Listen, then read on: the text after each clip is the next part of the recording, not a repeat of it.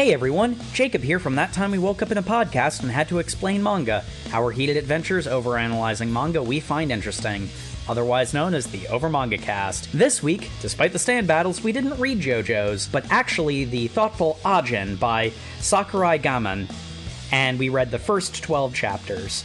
Come with us on this journey of empathy, humanity, morality, and enjoy the show.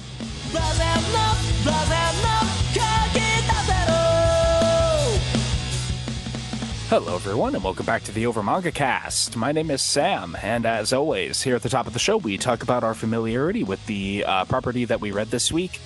I had not heard of this one, so entirely new read for me. I don't know why I said that in a tone that said there was a more dramatic answer. I just hadn't heard of it before. How about you, Matt? Same for me. I think I had seen the anime advertised, but I knew barely anything about this going in. Jay, how about you? Same, actually. I had seen this advertised, though I distinctly recall watching, or at least some other series that occupied my time. So, aware of it, first time reading. And Jacob. Total blind read for me, never heard of it. Yeah, so as always, this is why you should send in your recommendations, because otherwise none of us would know this manga exists. Exactly. Recommendations are the lifeblood of the show in that regard, so we are happy to have them. And lifeblood, something that comes up a lot in this. Because we open with a very, just straight out the gate, we have a man wrapped up like a mummy with a big old 002 on his forehead and a gun pointed at him. A doctor is saying to advance mankind and blatting him right between the eyes. This is not a subtle opening at any shape or fashion. No, it is not. And after that very harrowing opening page, we cut to our main character, who is making his way home after just spending a day on summer break, thinking about how the break's almost up and it's time to get back to school. And how his friend died in the mountains. No, not that one. No. It's got similar energy, but considering this came out 10 years before the other. Yeah. So actually, he is about to come back to class, and we see him. He is very studious because even though they have been on summer break, our protagonist has never apparently taken any breaks or taken any relaxations. He's been constantly on the go studying to become a doctor. Mm-hmm. He's a smart brainiac. He's got them flashcards even when he's just strolling along with the boys. And as our protagonist, whose name is Kei Nagai, is continuing on with his companions, he sees a Bakugo-looking dude just enjoying a sandwich outside a convenience store, who gives him a friendly wave. A boy by the name of Kai. That Kei. Can I just say these names? I know Kai's nickname and his full name is Kaito, but Kei and Kai being the two main dudes. Just, anyway, Kai, you can tell that they're brothers. They have such similar names, Kei and Kai. Like how everyone named Matt and Mike are identical. Yes, they literally just are monosyllabic words that start with the same letter, but. I know, but it kept confusing me while I was reading. That's a me problem. Well, I have a feeling that that's going to be a thing. Probably. That their names are setting up some kind of parallel between them. And, like, not just character parallel, but, like, narrative parallel. Mm-hmm. I think I see what you're getting at. Yes. It's resonating with a similar thought that I had, but... Yeah, Kei... Very dismissive of him. Yes. He's very friendly, too. Kai, waves. He says, "Oh, nice to see you," waves. And he's like, "Ew. I'm not gonna..." I don't know that freak. Yeah. It's like, screw you, then. Jeez. Standard kid response. Is he one of them Demi-Humans? Now things get weird. Yeah, the summer break is over. The boys are back in school. And we have a day one of the new semester presentation on the immortal humans that have emerged in the past, 20 years. Like, is this just their homeroom teacher, or like, is this a specific subject? Like, how did this come up? We needed exposition, and we don't know any other way to do it. I gotta say, yeah, this took me out of it the most of anything, that a middle school history class would be going over current events. Uh-huh. We never even made it past the 18th century in ours. That was high school, if anything. Yeah, like something that happened within the past 2 decades being in a... But it is through this perhaps somewhat clunky exposition device that we learn 17 years ago in Africa, a military man who the locals called the Soldier of God proved to be entirely invincible, in that no matter how much you shot him, he just kept getting back up. I like how they don't mention it here, but in the prologue bit, it's referred to as Nation X.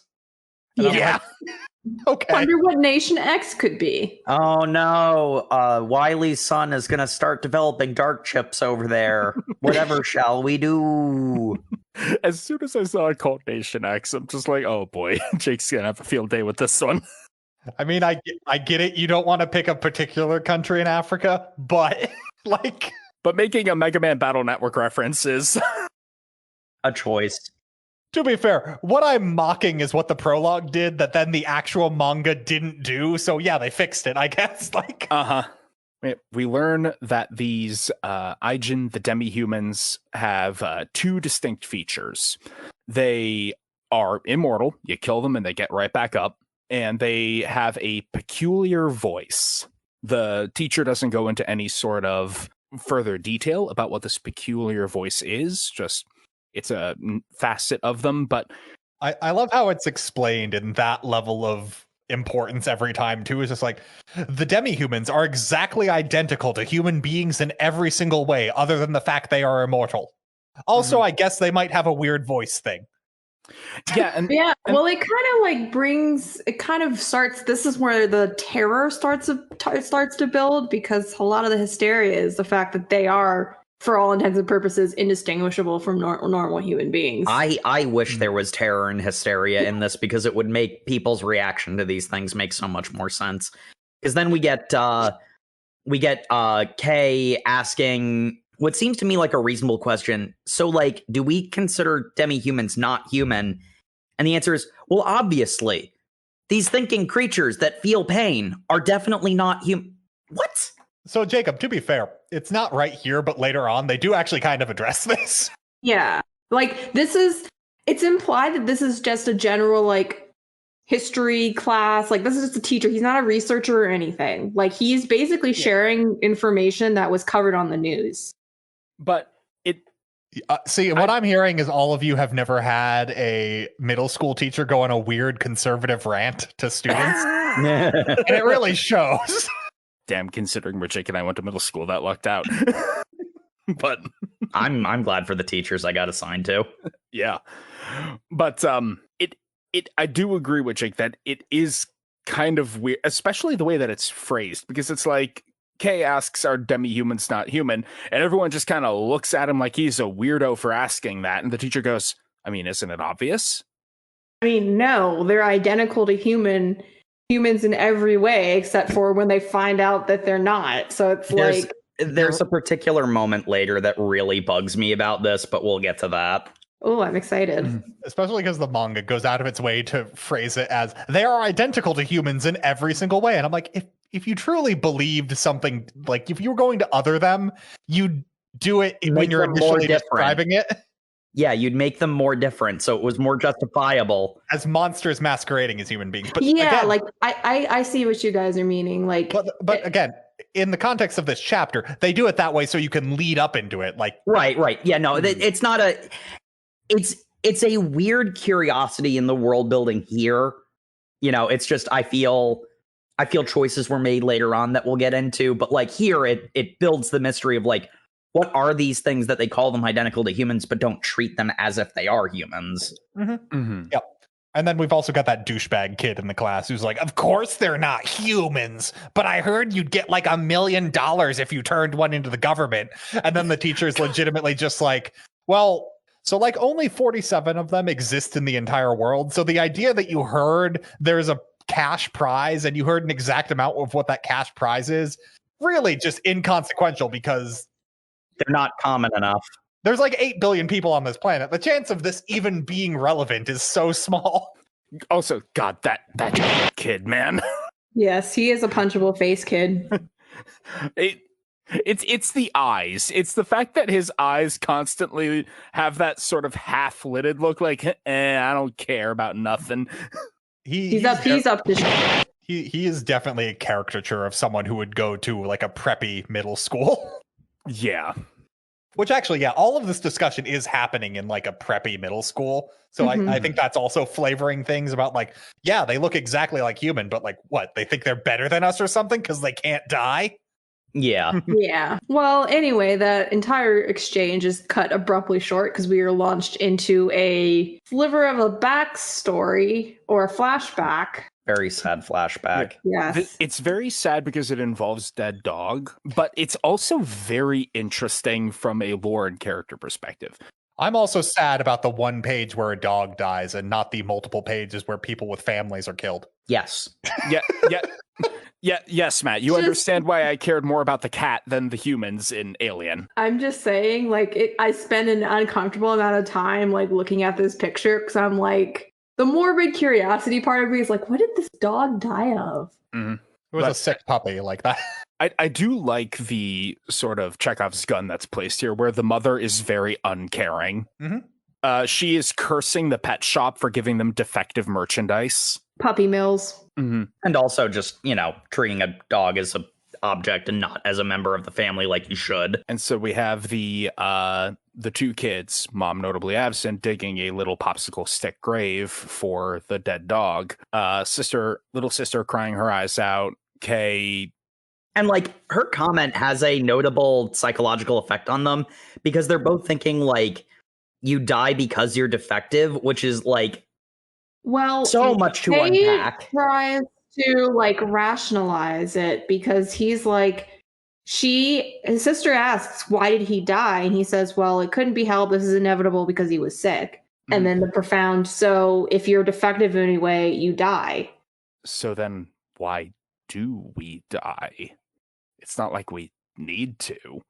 And as Kei is thinking this, a spooky ghost monster! A shadow manifests behind him. And then flashback ends. We're back in the present. It's a good thing that Kai doesn't daydream too much. Something bad might happen if he did. This was very poignant just because it's like, this is a very coincidental like flashback that we just happen to be talking about demi-humans. And he's like, oh, let me bring up this traumatic event that happened in my childhood in which I saw like one of these ghost-like creatures pop up. Yeah, law of economy of storytelling. It was the subject matter, to be fair. Yeah. Also, to be fair, the main character is concerned about why this memory suddenly came up. Yeah, because at this point, like he doesn't see that connection, obviously, because he's just like, what do you mean? We're to assume that, everything is normal and this is just a random baseless inquiry, Mm-hmm. And so he's spaced out thinking about this memory and just walks out into the streets straight in front of Truck-kun. Good old Truck-kun. Except driven. You can't isekai somebody if they don't die. Yeah, I know I spilled the tea, but there you go. Yep. Also, God, can we just have a brief round of applause for shittiest human being with the driver of the truck? I mean, even before, like, this guy was full on having a very involved like conversation, like pulling in front of a school. I understand. Like, don't talk on a cell phone while driving. Yeah, this truck driver was not paying attention, runs at way too fast a speed for this area through like a school zone where people are clearly about to cross. Yeah. And then he gets out with his cell phone still and starts taking a picture of the light to prove that it wasn't my fault. The kid went out when he shouldn't have. So that's what that is, because I had questions. I'm like, because this wasn't, I don't have a color copy in front of me. I was like, what are you doing? Well, that's what he says he's doing. And like, he's like trying to, hey, did anybody call an ambulance? I mean, the cops. This is definitely not my fault. You saw it wasn't my fault, right? Should I take a picture of the body, I guess? It's like, never mind that you ran over a child. Hey, also, even if I don't know how the rules specifically work in Japan, even if he wasn't supposed to cross, he's still a pedestrian. You still killed him. Actually, no, trucks have right of way in Japan. That's how they isekai so many people. Damn it, you're beating to it. I was going to make that joke too. I'm just saying, it's just funny that he's going through all these mental gymnastics to prove, well, the kid obviously was wrong. It's like, he's still dead. Well, yeah, because he doesn't want to go to jail. My point is, you're still going to jail. You still Truck-kun always has right of way. Well, fortunately for asshole driver man, he's not dead. Because turns out Kei is a demi-human. He stands back up, the blood oozing back into his body. This is just great. I love the art on this depicting this restoration. It's very, very graphic. Oh yeah, it is deliciously gruesome. Mm-hmm. As everybody is just staring in shock as Kei is watching his own flesh knit back together, and his group of friends, massive air quotes, are his peer group, his squad is all like, oh. Mm-hmm. And Kid Eater Kid, the very punchable face, he's just like, hey, yeah, you're human. Of course we believe you. And after all, yeah, absolutely. I like the thing that convinces Kei that it needs to extricate himself from the situation is one of the things I couldn't help but notice was really weird and off-putting and scary about the way people talked about the demi-humans. The utility of demi-humans. Mm-hmm. Ew.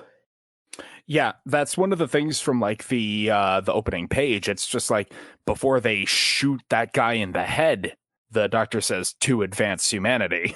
It's it's clear that they don't see the demi-humans as people, they see them as opportunity. Or tools, just, guinea pigs.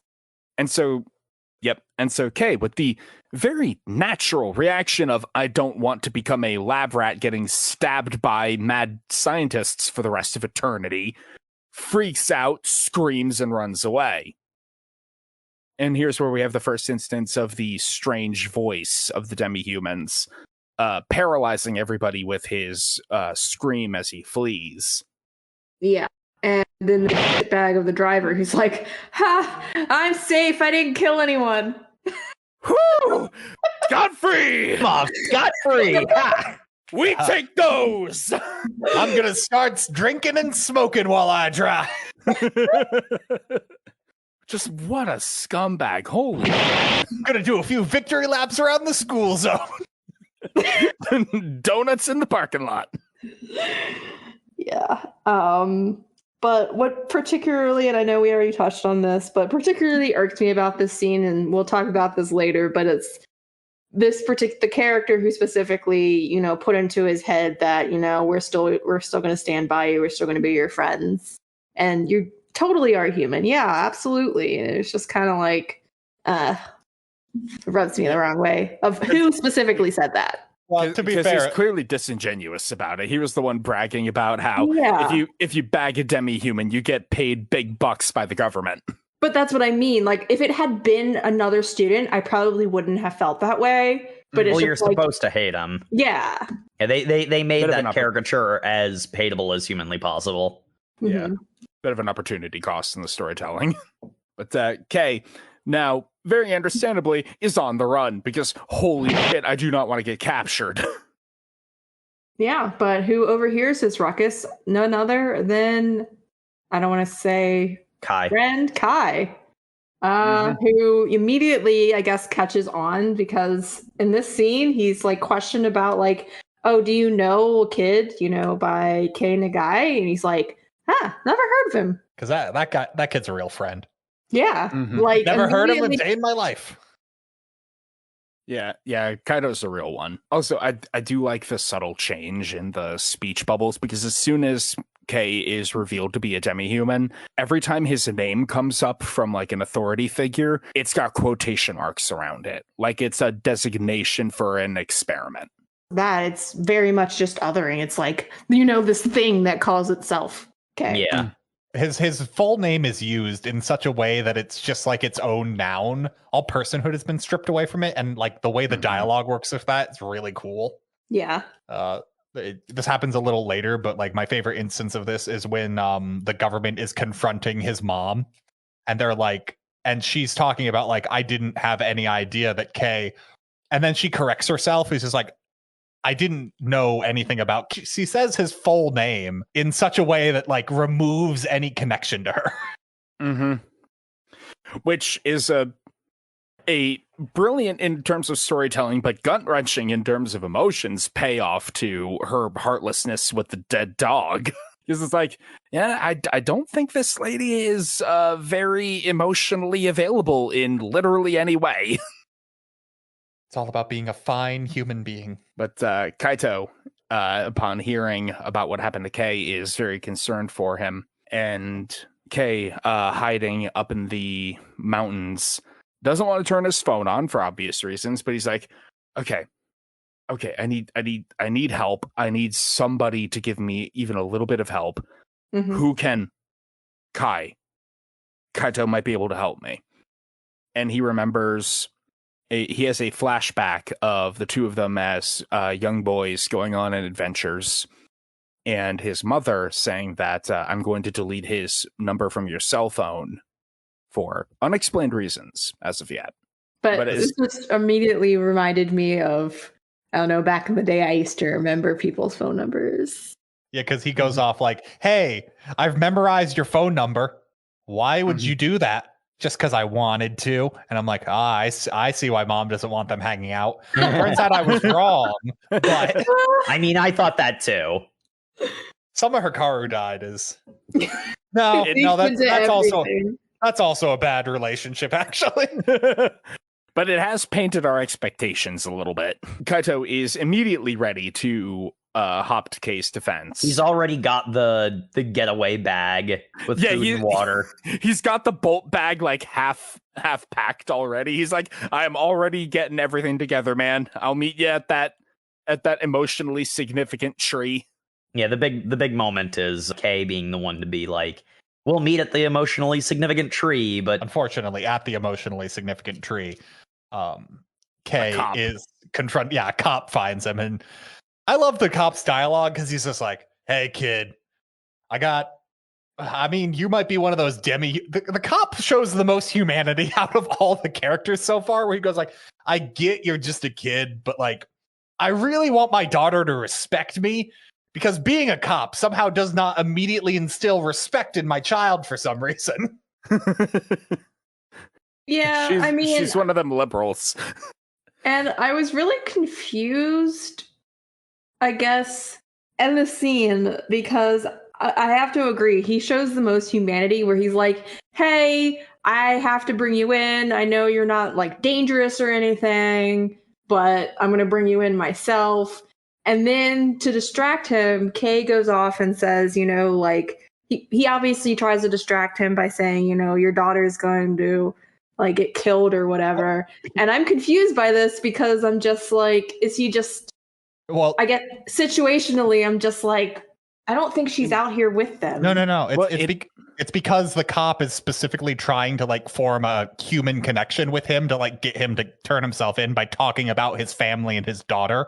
Mm-hmm. Like he's bringing him in with like an emotional connection, and Kei immediately goes, well, my buddy over there is going to kill that daughter of yours. And it's like that sudden like connection being severed, and like, wait, what is really what throws him off. He pulls a much more potent version of the "what's that behind you" move.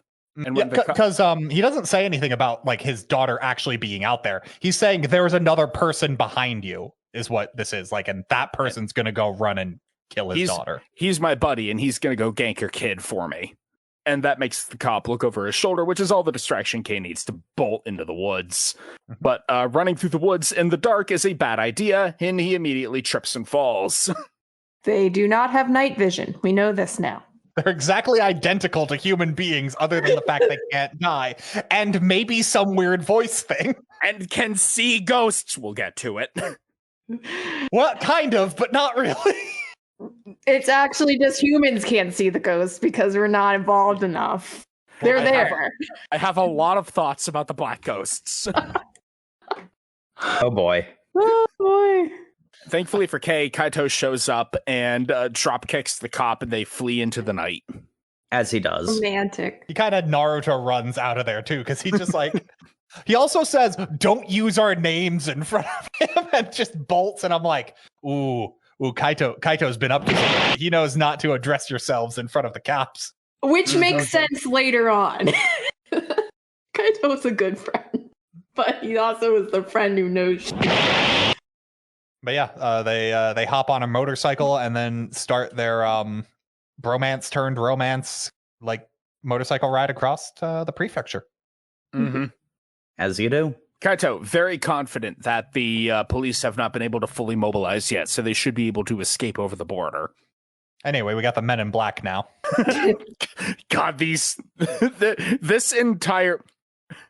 I love the government task force in this as like a collective character, because we've got the men in black, the two, quirky weirdos, and then we've got the like beat cops who are a part of this strange task force investigation, who don't really know what's going on, but they are trying their damnedest to keep up with the situation, and it makes for a lot of really fun character interaction. One thing I really like about the government task force here is they are portrayed not that they're like they don't act as if they have authority over the local police. They are strictly there in an advisory capacity. Yeah. So there is respect for jurisdiction. It's more so they have shadow power that they're not outwardly like displaying, because we find out later they could definitely tell the cops what to do. They're choosing not to, because that's how an actual shadow organization functions. You don't just men in black like, okay, we're mobilizing all the police. Mm-hmm. It feels like a very it's got a high degree of verisimilitude to it. It's a very true to life power dynamic. And we have my favorite weirdo in this entire manga, your boy Tosaki. Not Tosaki. Not Tozuki. Not Tozuki, Tosaki. You enunciate that S. He's here from the Ministry of Health, Labor, and Welfare, and he's here to capture Kei through non-lethal means, and boy, does he love his breath mints. Yes, I was so confused because I didn't know those were breath mints initially. They're definitely drugs. They're definitely... I could see them being breath mints, because his entire character, like when people are talking about him, he's like the youngest head of a like government organization, and he's like on the fast track to be a politician. And I think that's his entire character, is like being overly concerned with public perception of him. Because every time he's on, he's constantly complaining about like, oh, don't give me like a shitty job that's just going to look bad at me. He's like, I need to succeed all the time because I want to be prime minister. All I win. I need You wins. are absolutely right, but drugs is funnier. It is. Drugs is funnier. I'm just saying, I see like white pills and like a whole shit. And I'm like, is he just... Jay, I hate to tell you this. It's a manga. All pills are white pills. But he's just pouring handfuls of them into his palm and shoving them in his face. It's great. The better one is he shoves a handful into his face and then offers the police officer next to him mints. Mints plural. Not do you want a mint? It's like everyone eats handfuls of mints. I mean, I do. Yeah. I feel like you would get along with this man then. Or possibly not. Oh God, you're probably right, and I hate that. Oh no. Jacob, you're relating to another character. That doesn't typically go well for you. No, it really doesn't. Thankfully, we have some great examples of why you should not trust the government in this. Because next chapter opens up with more examples of how they are just doing hideous things to number 2. Yeah, we find out what the testing the scientists are doing on these immortal people, which is basically just, hey, can we torture them a lot? Do they have like a healing factor? No, their body just resets when they die. Then what's the point of all the torture we're doing? Why not? They literally are just doing this because they want to find out like if they have an upper limit. It seems to be. It feels an awful lot like the like the horror stories of Japanese war crimes from World War II, human experimentation for no good reason. Yeah, like the Nazi studies on whether twins can feel the pain, like that stuff Of that was each other, just yeah. torture. Yeah, it's very reminiscent of that because we opened up the manga with number 2 getting shot between the eyes. That at least makes sense because that's a method of killing someone. Like if you're just testing what methods of like execution work, or that makes sense. Like if you were actually trying to like just reset them over and over again, you could just shoot them in the head repeatedly. You know what? Actually, I think what the actual justification probably is what parts of the body would they regenerate? I think that's actually what they're doing, but because they're being portrayed as villains, like they are villains. I want to correct how that was phrased, but like the tone of how they're being set is like horrible, unthinking monsters when really they're just incredibly cruel scientists. Yeah. And in all honesty, I think the comparison to the World War II fascist scientists is it kind of explains some of the things I was curious about and we'll get to later.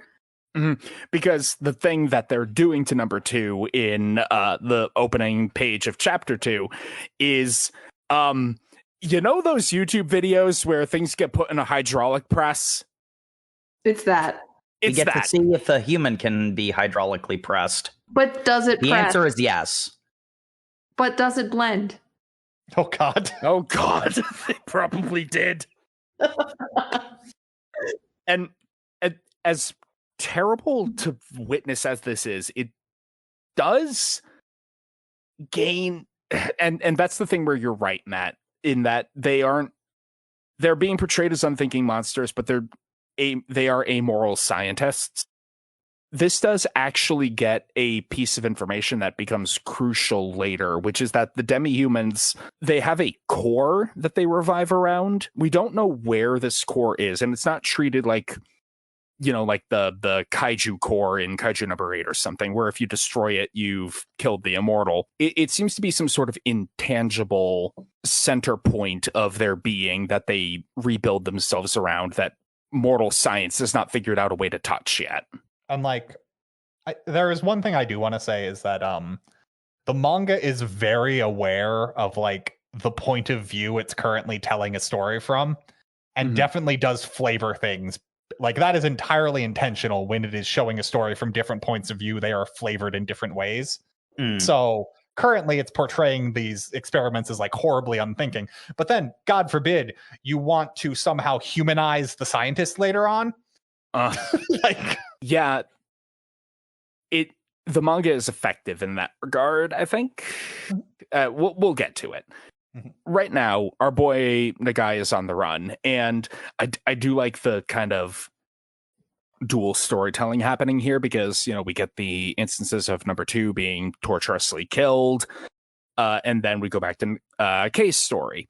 Very 90s movie with like the kids on the run and the government trying to, like the cop chasing them down. Oh, I love Kai just being Kai. 47, they're not even rare. Kai is the man that you need in your corner. He is just there. You really do, babe. Okay, I think in a statistical sense, you're probably right, but I guess yes, technically you could fill a room of them and then you could blend into a crowd, I suppose. I don't think it's meant for you to think this much about it. He's just trying to cheer you up, man. And we also have Kei swiftly answering the Dragon Ball question, which is, sure, you're not dead, but holy crap, dying sucks. Yeah, he still feels every bit of it. He has the very reasonable animal reaction to avoid pain, because getting run over by the truck, holy fuck, that hurt. Yeah, imagine this. Hey, pain hurts. I like to avoid that if I can. So the boys are on the run. And then they get intercepted by, I don't know where these guys came out of the wood. We pile on some human depravity for reasons. Yeah. Well, to be clear, they pull off like to, take a piss is really take a piss. Unfortunately, they pissed right next to the truck where two criminals were kidnapping and probably planning to do other things to this woman. I thought it was like a girl. I was like even more disgusted because I'm just like, those girls. Yeah, she seems pretty young. She seems disturbingly young. Yes. I'm using woman charitably. They don't say exactly how old she is, but really, just she looks the same age as Kei. It's almost like this incident kind of saved her in a way. We don't get any follow up by this, but yes, they were up to nefarious dealings before they found. Oh, that looks like that Demi-Human that everyone's looking for. I could get a lot of money for them. $1 million. We have a very weirdly... It's effective from a storytelling perspective. It's got a kind of cruel cynicism to it because at one point our POV character becomes the half-dressed, uncomfortably young girl who is, putting herself back together, looking over her shoulder at the capturing of Kei in progress scene, going like, holy crap, I guess I can get away thanks to him.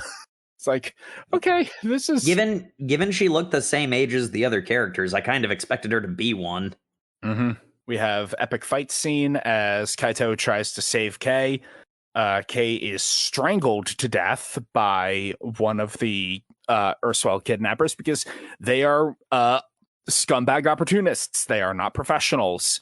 As Kei dies, the black ghost manifests once again during his revivification, and he does the scream again, paralyzing everybody. But notably, less paralyzing Kai. Isn't that convenient? Put a pin in it. But also don't put too much of a pin in it. I don't know. We don't know yet is really what's going on there. That is the important qualification. We don't know. So I'm putting a pin in it for my crackpot theory that we'll get to.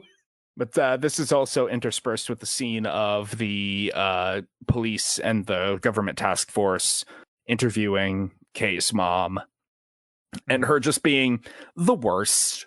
Like, we've read a lot of things. To characterize her as the worst is she's distant is really her thing. And treating your own son because of one strange incident as less than human. Less than human. How disgusting this thing was in my family. Please capture it. To be fair, that's what she's telling the government, which is very different than.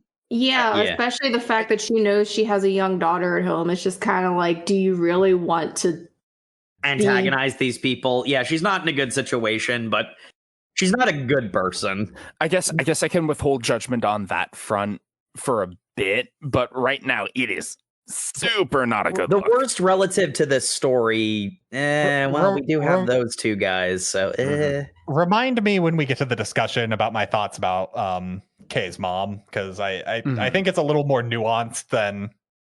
Yeah, I have theories about Kei's mom. Yeah, I'm not disagreeing with you. She does, in fact, got it going on. Oh my God, no. God damn it.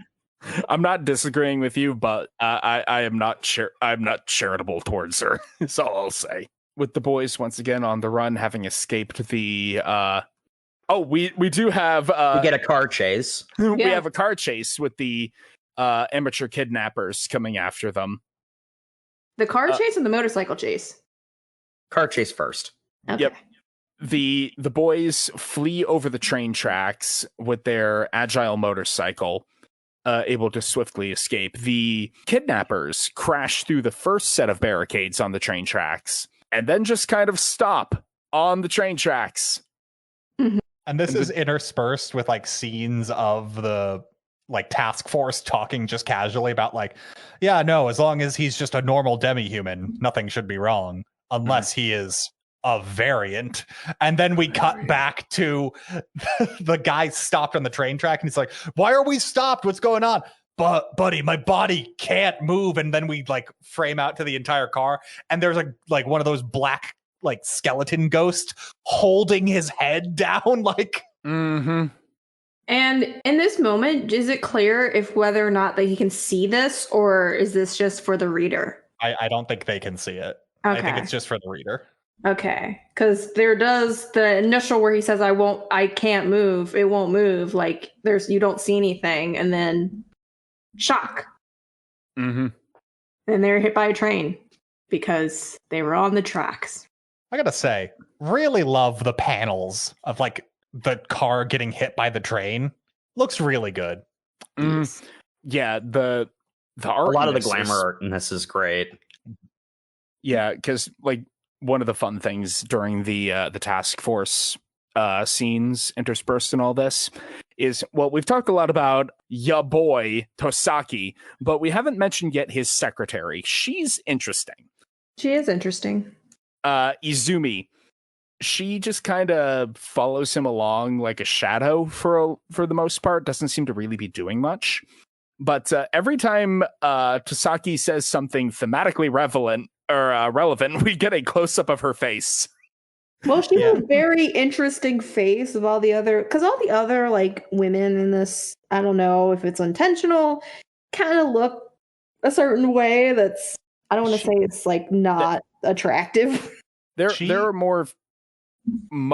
are fewer prominent female characters than male characters, I think.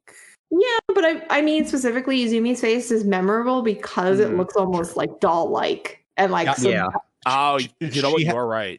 She has very detailed eyes that very rarely show emotion. So I think doll-like is perfect to describe them. Like they have eyelashes that go out like deeply decorated and like big reflective pupils that just show no emotion. Deep and dark, like a doll's eyes. I just love the zoom in on her face as Tosaki says, "We aren't human. When we're on the job, we're government officials. You need to let go of your sentiment." It's like, okay, buddy. Government officials aren't human.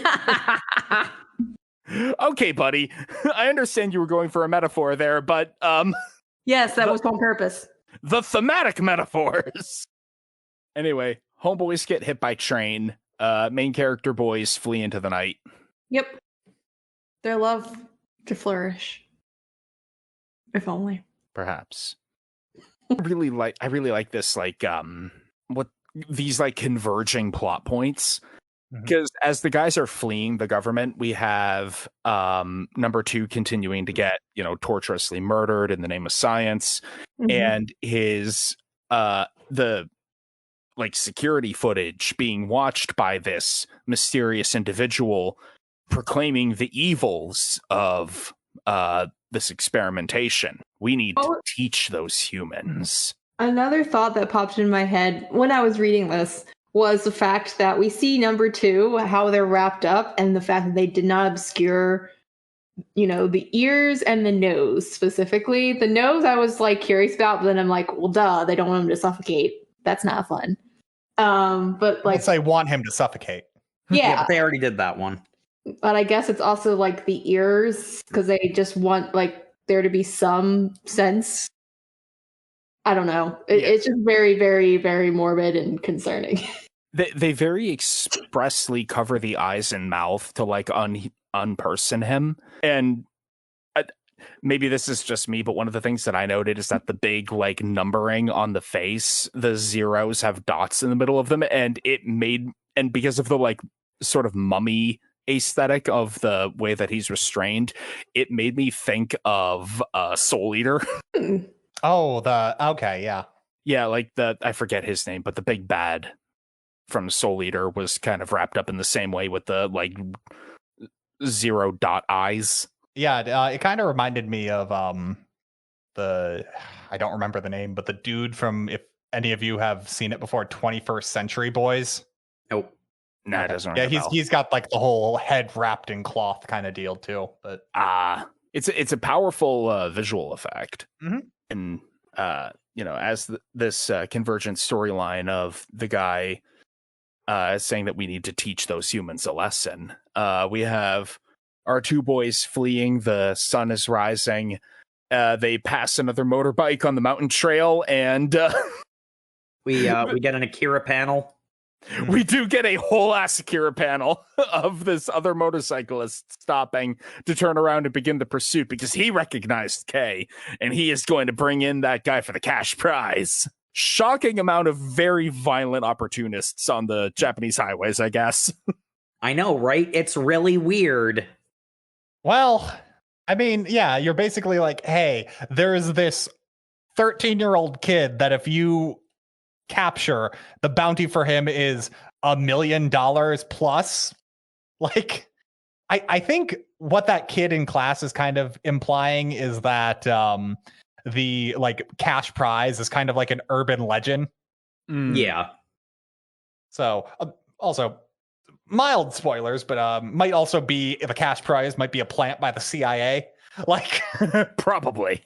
we'll get there. We haven't even really got that deep in this onion so far. Yeah. But as the dramatics of the highway chase begin, we have the task force, Tasaki and Izume, are going to do their next part of the mission, and they glance into the crowd and see him. Hat. The most menacing code name of all. This guy, you know, he's pretty easy to recognize as the guy who was watching the security footage of number 2 because of, you know, like the suspenders and the hat, even if you don't see his face. He is so unassuming that... But I mean, look at him. You can see those suspenders and that cool collected Brock face. Something's up. He do got the Brock eyes. There's just something about him that gives this aura of calm in this, and the manga has put so much effort on making you feel constantly tense because it's this like police chase where you're seeing both the perspective of the pursuer and the escapee. So seeing this guy who is just perfectly casually relaxed feels out of place. He feels immediately dangerous. And he's prepared for rain because he can use his frying pan as a drying pan. Yeah. And you get a greater emphasis on that when Izumi immediately freaks out at the sight of him. Like in the same way you'd freak out seeing a bear. Like, okay, well, don't acknowledge that we're looking at this right now. Maybe it'll go away. And we're just going to... I mean, Tosaki freaks out too. He drops his mints. Yeah. Oh no, not the mints. Not the mints. He disguises it, trying to act cool by texting the higher ups, saying that hat was sighted near Kei Nagai's house. Yes, this is significant. My God. The greatest disguise ever. Wearing a hat. I mean, it is a very distinctive hat because, yes, there are like baseball caps, but this guy specifically has that type of hat, which I don't remember at this time. He looks like he came out of the 1940s. He's got a newsboy cap. Mm-hmm. But he's not a newsboy. I do love the fact that of the 47 Ajinn, only one of them wears a hat. That's really marking your territory. Yeah. While they are freaking out about the presence of hat, the bike chase continues. The opportunist kicks them off the side of the road to send them tumbling down into a valley. He pulls out a knife and is going down to finish off Kei. And it looks like Kaito is freaking dead because he is limp in the river. Face down. Mm-hmm. Yeah. Mm-hmm. And to worse is Kei is finding it difficult to move. He thinks he's broken some things. He definitely has broken a leg. Yes. And it turns out that immortality is great and all, but if you don't actually die, you don't repair any damage. You got to commit to the bit. Which I really love the way the manga kind of drip feeds you the rules on how the Ajinn work. Mm-hmm. This is a great instance of that. Like, we've had hints through like the voice and the black ghosts appearing and whatnot. This is the first major instance of, okay, so they're not immune to all damage. They can be harmed and it can be lasting so long as they remain alive this time. See, Sam, I agree with you 100%. It was confusing. I feel like we needed a white text box that explained everything to us in kind of a condescending fashion. Matt, we're not reading Demon Slayer. We definitely didn't. But, we have a bit that I'm a little confused about because it looks like Kei has a kind of crisis of faith. He's like in the moment, this makes sense because he feels guilty about how the about how Kai appears to be entirely dead. Mm-hmm. And if he had gotten him involved in this, he wouldn't have died. Which I can see how it does gel with revelations later, but it feels a little out of place now. I don't know. Well, his revelation the revelation that he feels guilty, or his revelation of sure. Yeah, spoilers for something that comes up later, but it's revealed that Kei is, I think the right term is sociopath. He doesn't feel empathetic emotions towards other people. Yes, he actively asks. He's just like, I've just been masking this entire time. How does this work? I know something is lacking. How does this work? So with that in mind, I don't know. Maybe I'm thinking too hard about it. It feels like a very powerful guilt reaction when it's revealed later that he doesn't have. I don't know. The point. Well, I think it's also because of the fact that this is a friend of his who so openly, without question, was there to help him. And he's like, but why? It doesn't make sense to him. Yeah, I think this has a lot more to do with Kei being a shit kid as opposed to him being mentally ill. Yeah, because his main concern here is just like, I got him killed. And like, it's a very nuanced feeling too. It's not like True. It isn't so much that he feels bad on Kaito's behalf. It's that he feels bad about his involvement in it. Maybe. Well, I don't even think it's unreasonable that he would feel actual guilt, because I don't think he's incapable of feeling guilt. I think he's just a shit kid who hasn't before. Gotcha. And that this is a wake-up call for him. Because we'll get some flashbacks to the way he behaved previously. And you know, I mean, like, you want to talk about neurodivergence on fictional characters that aren't technically completely 100% human, especially in a series that questions the humanity of something that's not technically a Homo sapien. You're going to start getting into a bit of a rabbit hole. But I think long story short, it really has more to do with the idea of Kei being a kid and that he's performed emotions in the past. He's not incapable of them. He's just having a wake-up call of, oh, my actions have consequences. No. Also, this is a lot easier to talk about when it happens, because then we can cite the examples of what's happening currently. Right now, we're kind of talking around spoilers at this point. So, right. So to get back to the present moment, what happens is that Kei is kind of gearing himself up, syncing himself up to like make some sort of battle attempt at the opportunist.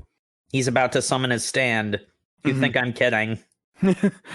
His stand, Grateful Dead. Wait, that's actually a stand. Damn it.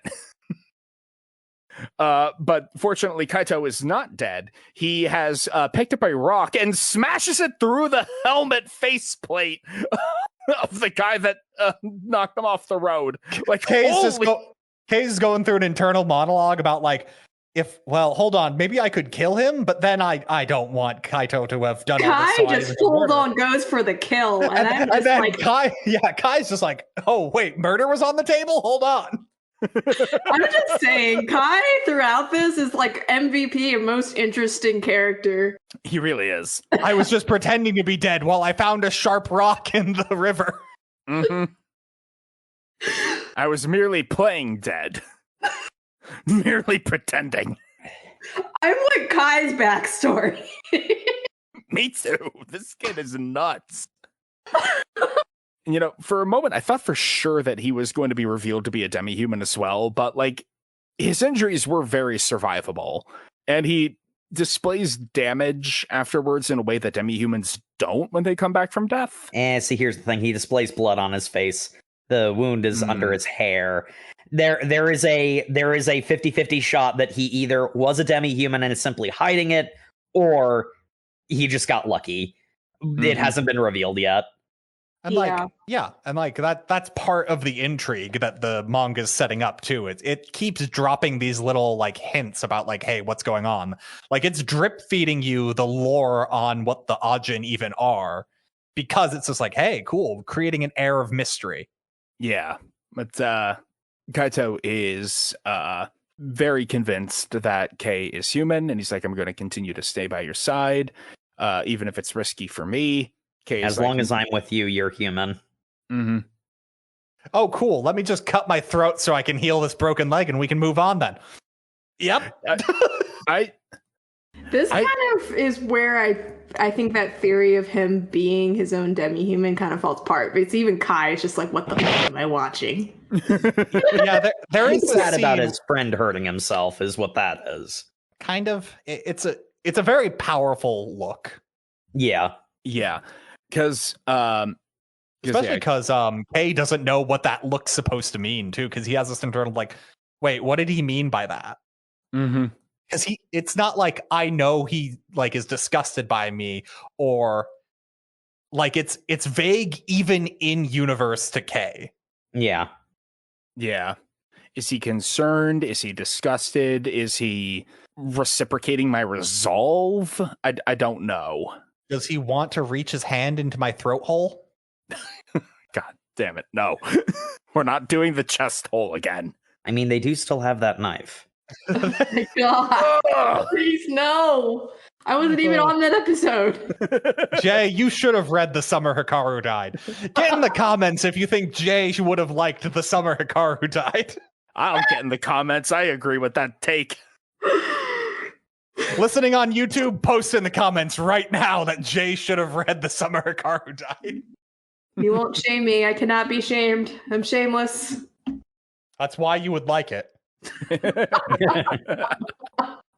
So anyway, as the boys with their new and uncomfortable dynamic continue on their path, we find with a new companion reading the newspaper, who is revealed to be Tanaka, aka Number 2, broken out of the torture facility, and they are planning to show Kai the path.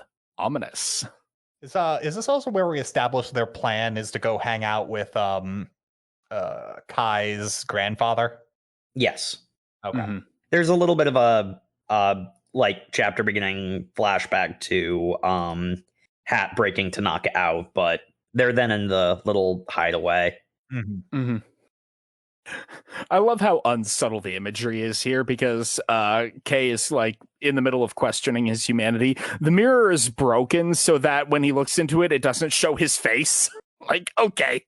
And he's even examining his throat that he had cut earlier. He's I also know like, authors who use subtlety, and they're all cowards. it's like, it is weird that I see that weird black ghost standing in the corner of this cabin we've stolen. Mm-hmm. Hey, Kai, can you see that? See what, buddy? Never mind.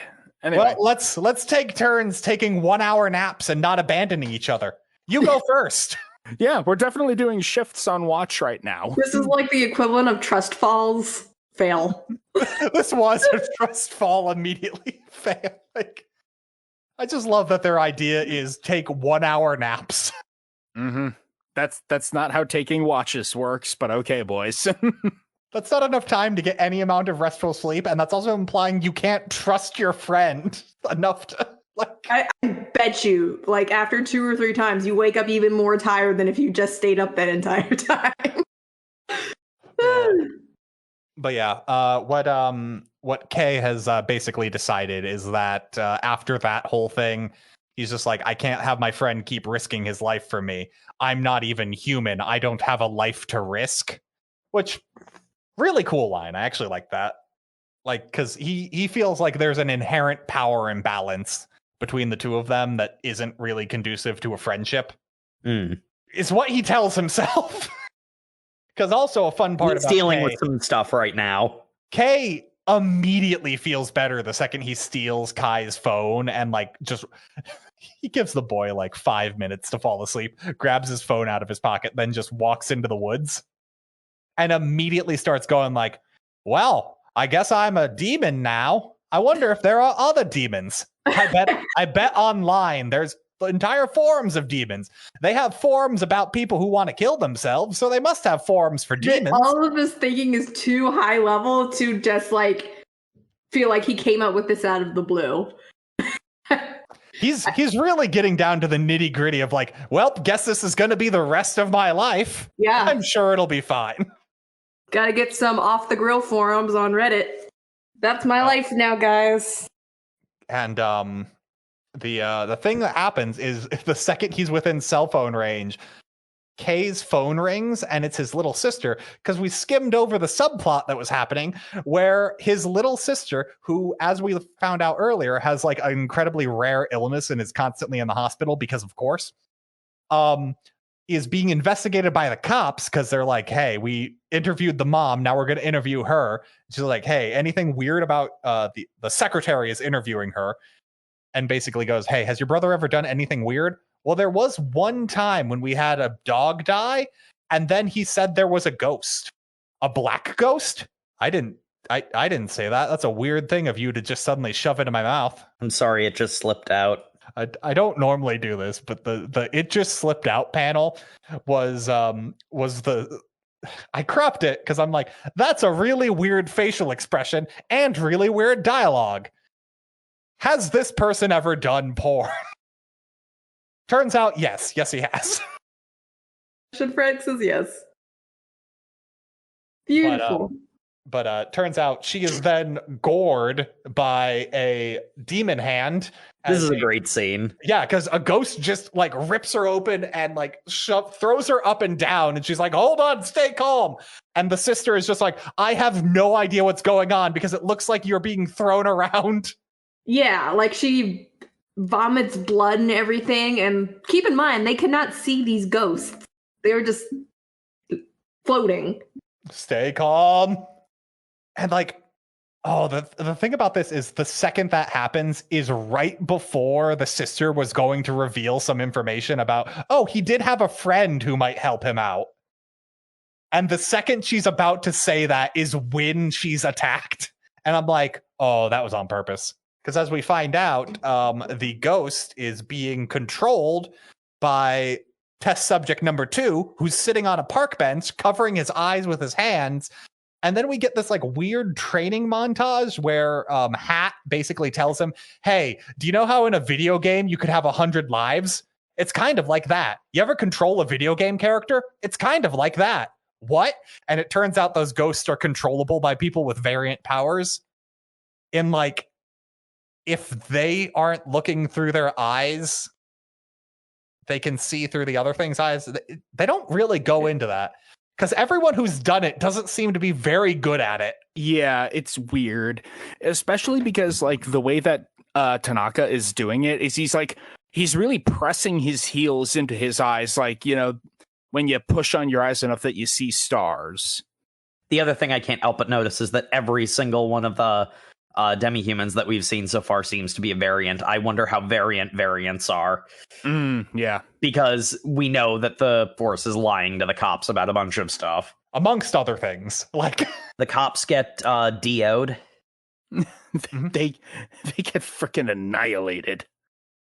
And they're like, oh, well, I guess the other Ajinn are going to steal his sister, when no, the cop girl comes up because the secretary was not just a secretary. We aren't humans, because she is also a variant Ajinn.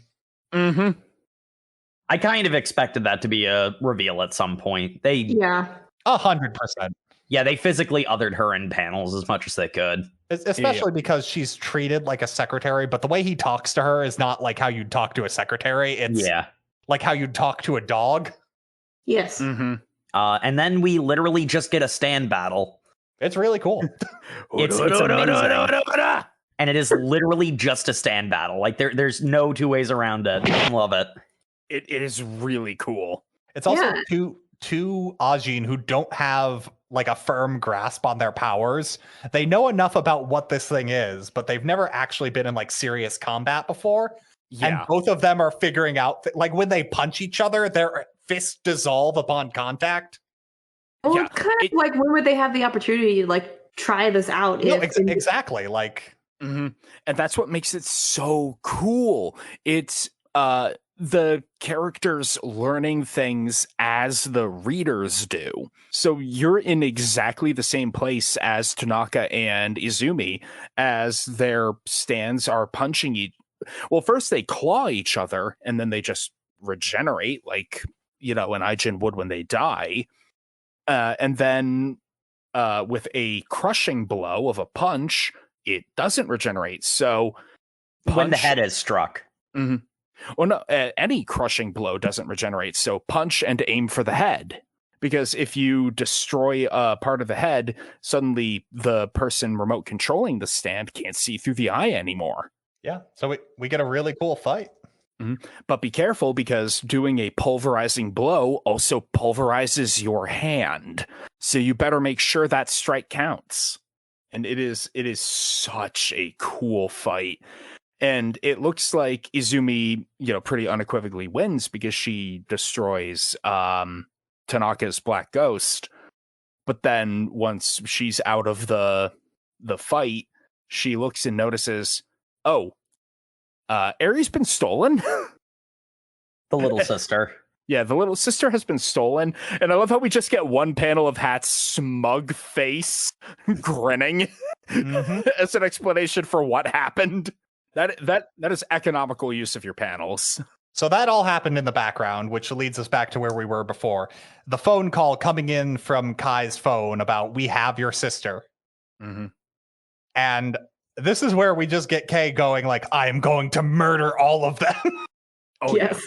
Because he is trying really hard to come up with a way that he can operate on his own.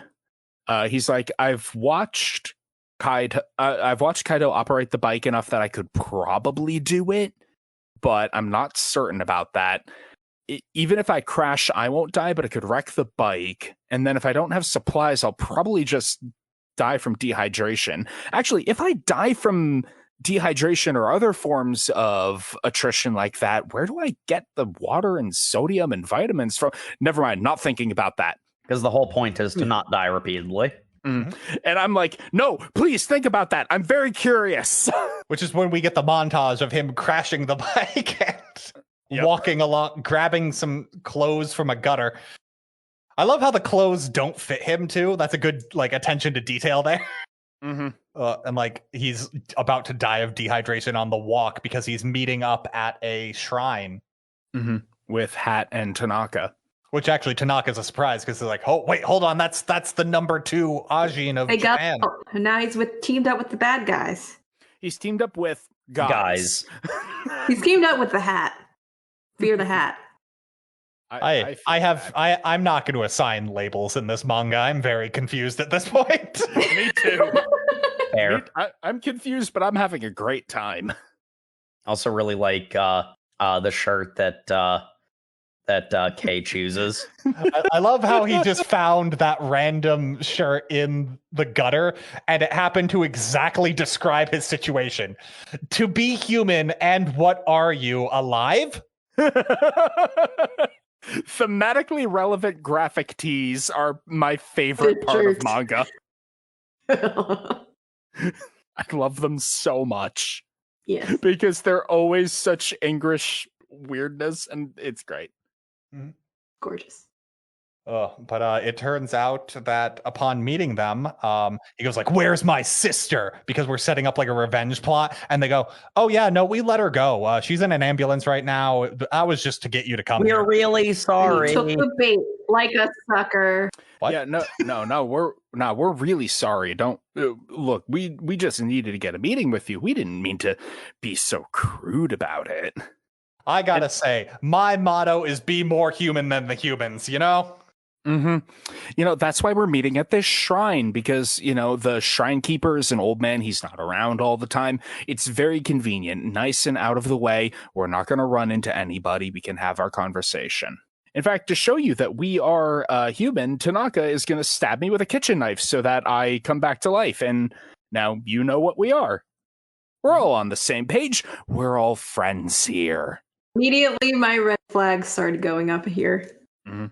I was going to say, when I read this, I was at the point to believe they were actually just genuinely good people, because I'm like, you know what? That would be the twist at this point, is he's just doing this thing to free all the Ajinn. And I'm like, well, yeah, that's a way to go, I guess. And that's the wild thing about it. That's like, Hat's my favorite character. Spoilers for the discussion later. He is very interesting. I feel like he genuinely has a heroic motivation to save the Ajinn, but that has been... It's also couched in this I am a superior being thing. Yeah. I gotta say, I just do appreciate when we can read a Senin and characters are allowed to have moral depth. Yeah, true. Big true. And like, Hat is so masterfully manipulative. Like, he's not lying. He did take Kei's little sister to, manipulate him into this meeting and did let her go. He did go to the shrine because it's out of the way. The shrine keeper, he's not actually just an old man who has other things to do. He's dead. Because he's we murdered him. He's a pretzel.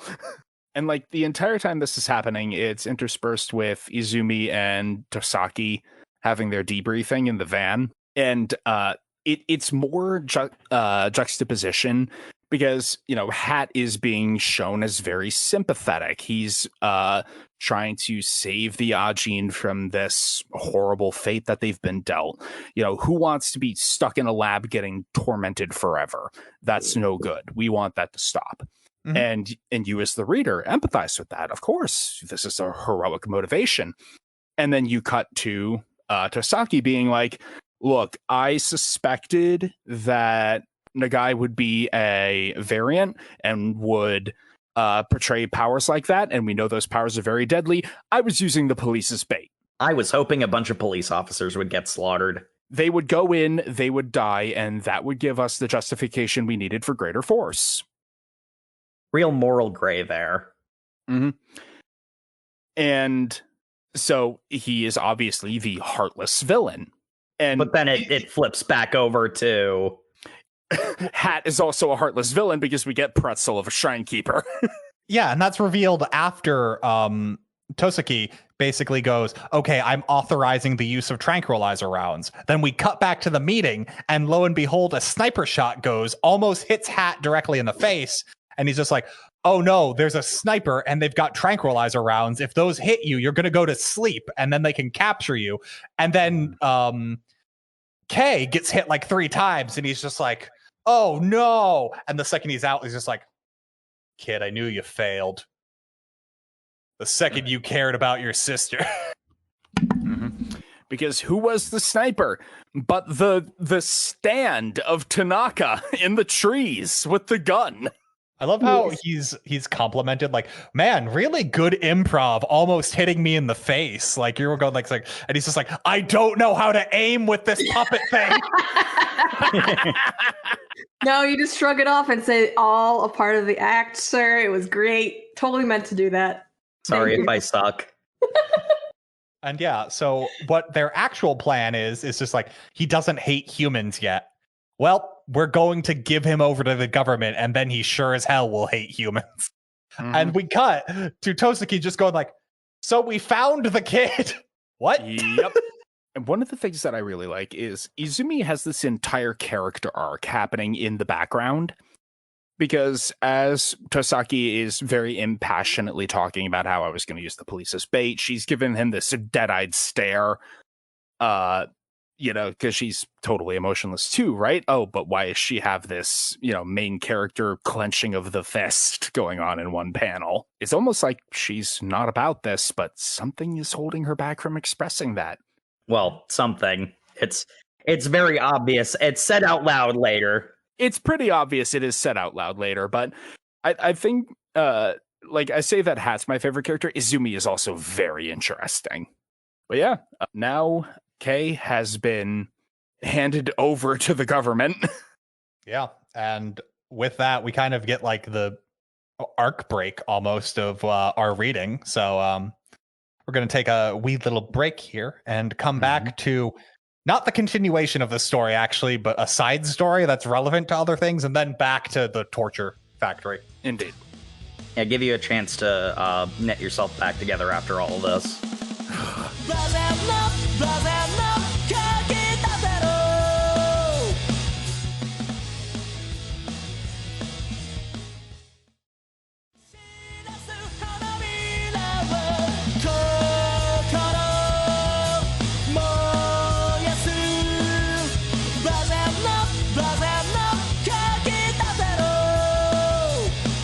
And welcome back to the show, folks, where last we left there's not really any heroes in this.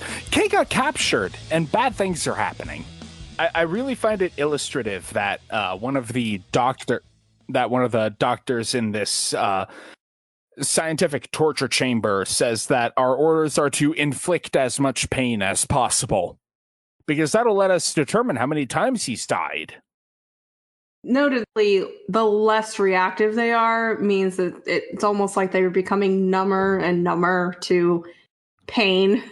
And as so that happens, and as it is, one of the things that I question about the powers of the Ajinn, how is Tanaka speaking with him right now? I thought this was like an illusion, like in his head. And I don't know. It did make sense to me when I was reading this, but it was just kind of like, are they telepathic? Is this another power they have? Hard to there's tell. Probably some level of communication between the ghosts. They're also keeping tabs on him, so it could be very well that his ghost is talking to him. Mm-hmm. Yeah, and they can't hear ghosts. So I don't know. There was enough vaguity about how this powers work in this that it's fine. Yeah, that sounds like something they can do. He could also just be remembering what he was told earlier, or So you think they had a conversation outside of what's happening right now, and he's just recalling what they did to Tanaka? Yeah, or it could just be an internal monologue, or could it be actually there? I don't think there's strong evidence to either side. Yeah. The point is, he is in a hellish torture scape. Yes, which Mr. Hat and Tanaka have set up because they believe that he is a failure and that he is, quote, too smug for his own good and doesn't understand the situation at hand. So in a twisted sort of way, they brought him to this facility that they had escaped to essentially knock him down a couple of pegs. It's just kind of messed up. Yeah. Their entire mission being to basically indoctrinate their fellow demi-humans in the most anti-human sentiment they can come up with, which is expose you to the absolute worst humanity can provide. That is to say, the amoral science of human experimentation, so that you feel an overwhelming desire to kill all of them. I've also read Altered Carbon. Oh boy. I guess to some degree that this does have a little bit of more of a fantasy Altered Carbon vibe to it. It does have that sort of sci-fi body horror nature to it, because the thing in Altered Carbon is that with the power of the digitization of the human mind, they can basically put you through a torture program that's been they can torture you to death and still put you in a new body. Mm-hmm. And in this, it's, well, if they don't really die, do whatever you want. And it is at this point that we get an entire chapter dedicated to the one empathetic being in this entire fucking manga. Yeah. I know I'm being hyperbolic. There are definitely more nuanced reasons for people to do what they're doing throughout this. But well, the thing about this is actually what I was referring to earlier when I'm like, boy, it really seems weird how dehumanized they are immediately when, literally all the forums for demi-human, rights and whatnot are all actually government plants. That's kind of weird that literally nobody has any idea of protecting them.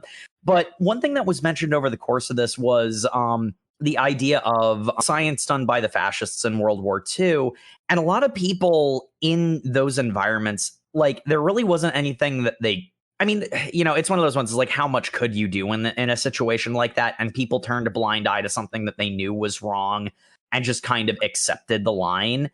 And there is, in that context, it does kind of feel like there's a lot of keep your head down energy.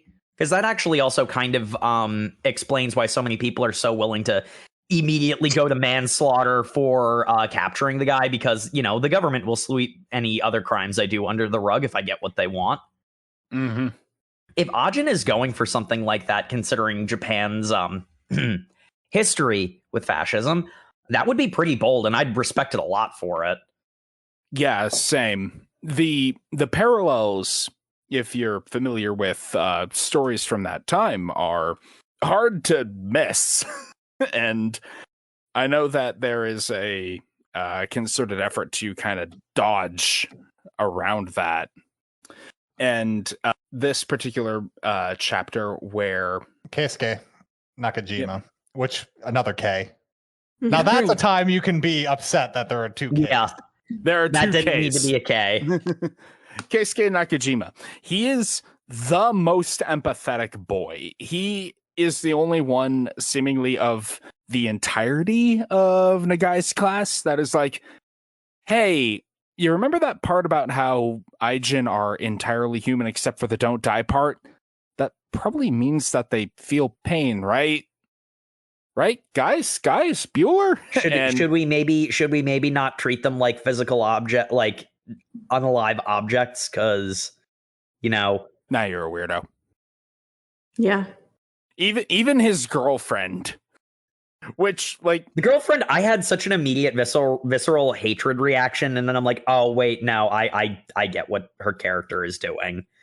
Yeah. It doesn't make it okay. It just makes it more understandable. To be fair, like what is the entire onus of his story is he gets wrapped up in a social cause. Yes. And he's like, I should fight for Ajinn rights. Like I remember Kei being a cool guy who worked really hard because his sister had an illness and he wanted to help her. That he was a good person. The fact he's a demi-human doesn't make him less of a good person. So maybe all demi-humans have the capacity to be good people. They deserve rights. I should fight for that. There must be people online who are fighting for demi-human rights. And he signs up for like an email group and he goes out and he's doing all of this work to like, I know, I'll try and make a difference because I want to feel like I'm making some amount of difference. The unfortunate part is he basically just goes, school's not important. I'm going to give up on the entrance exams. I'm going to neglect my girlfriend. Yeah, like you only see from a certain slant that obviously the author wants you to see, and you're like, no, he's literally dropped off the face of the map for like everyone else who expected him to show up. Well, more than that, he commits mega hard to the cause. You see it from his perspective, and my immediate hatred reaction is what you're supposed to feel.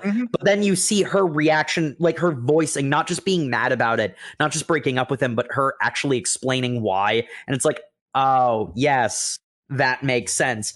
You know, it's like the cause is still good. There's still there is virtue in what he is doing, but he's also not blameless in the way that it's affecting his relationships with other people. Yeah.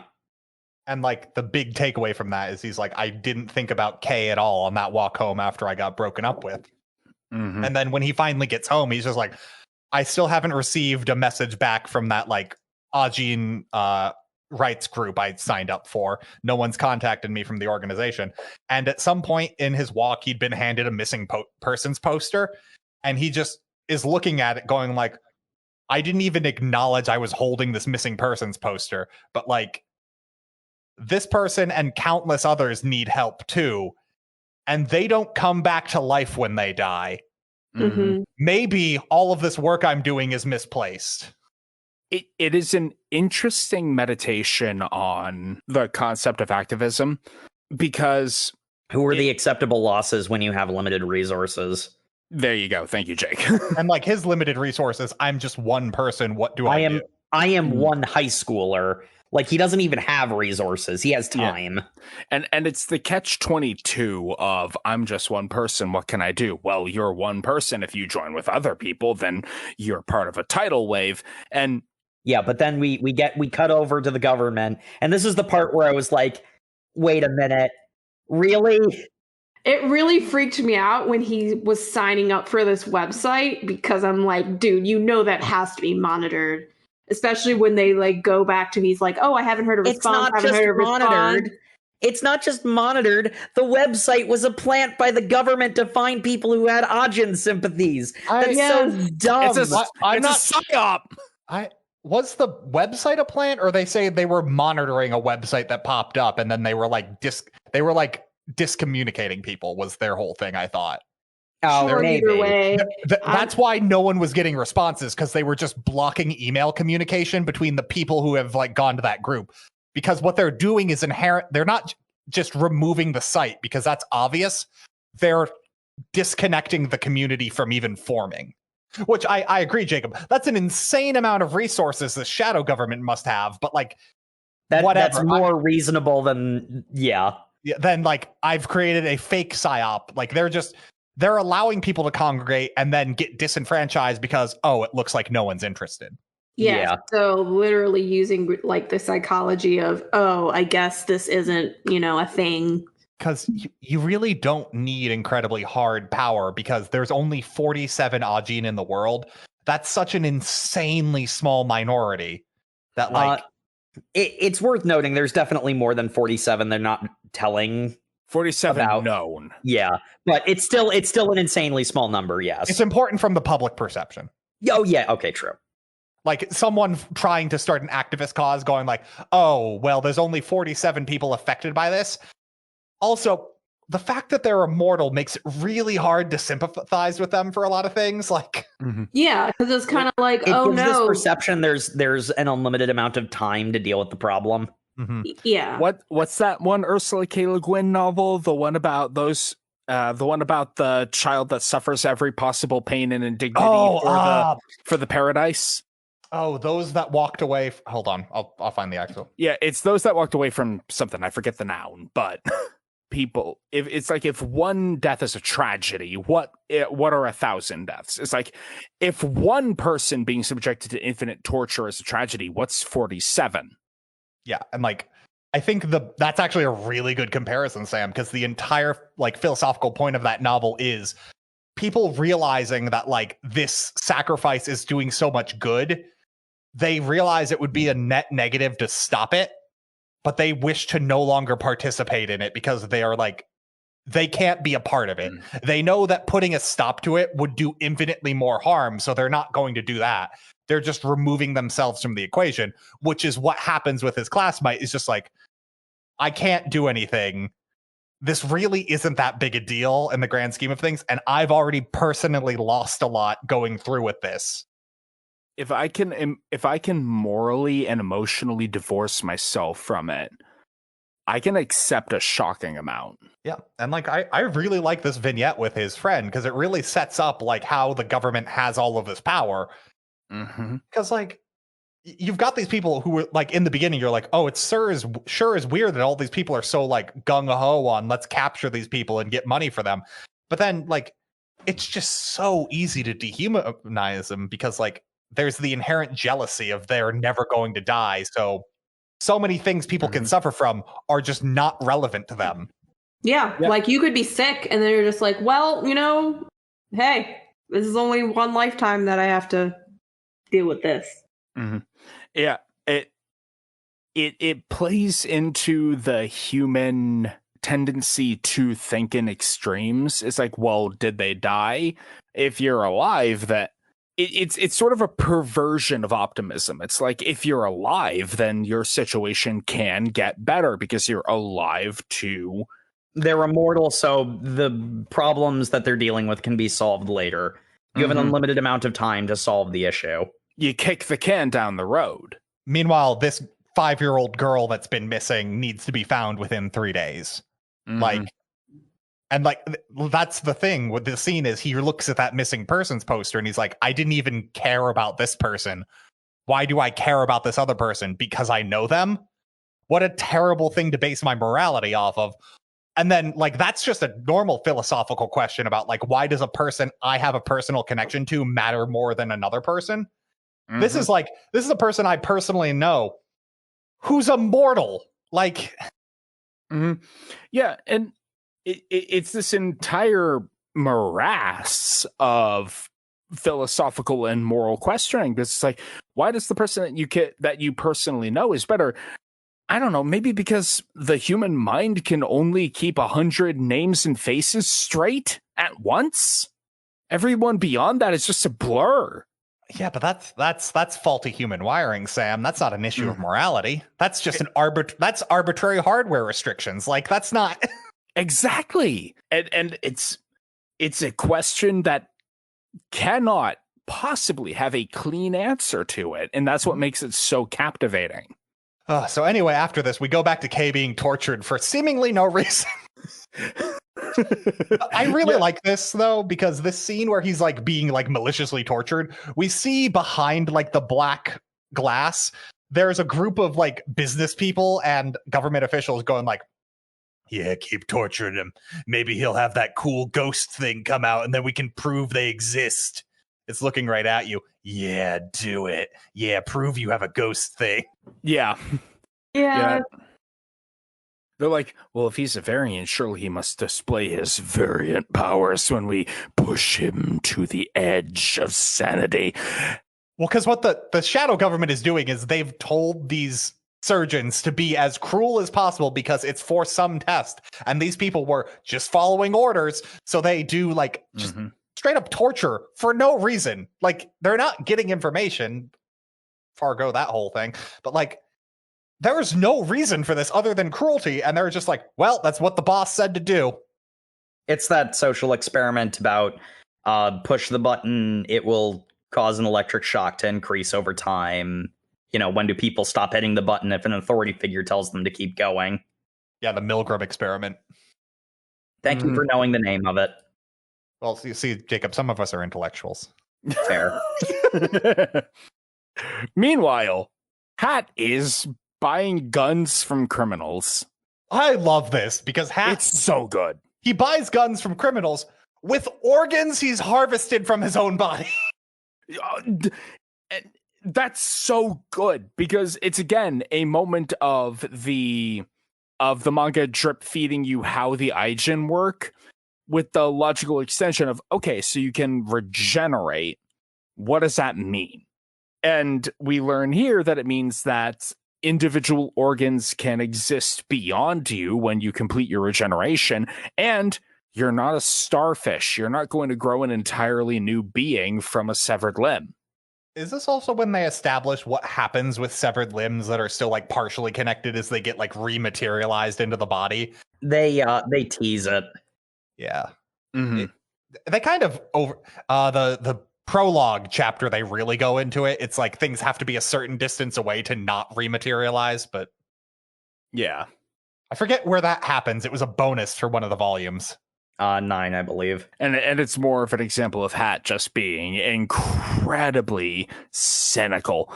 Like, despite how friendly he looks, his constant smiling, his very casual outfit, Tanaka asks, is rescuing Kei Nagai worth the risk? Nah, I don't think so. Maybe.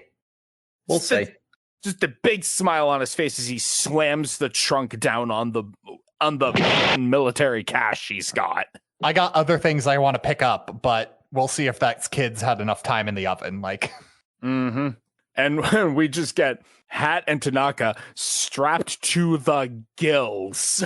I will say this mangaka draws tactical gear really well. Yes, he's a gun otaku. I can sense it. This chapter is literally called Killtacular. Like, Yes. this guy has played Halo an unhealthy amount, and frankly, I sympathize. This person goes to airsoft like that. Yes. Like Gomen Sensei, I'm with you. We will finish the fight. Oh, can I point out one thing I really like about the Japanese organization of their Ajinn? They've got the like morgue cellars for when they're not actively experimenting on the Ajinn they have. And it's marked number 2, number 3, and then they've got 2 empty ones, and I'm like, good on you, Japanese Defense Force. Really aiming for the skies there, considering we're told they had to give up the first one they found to the US military. They built 4 holding cells.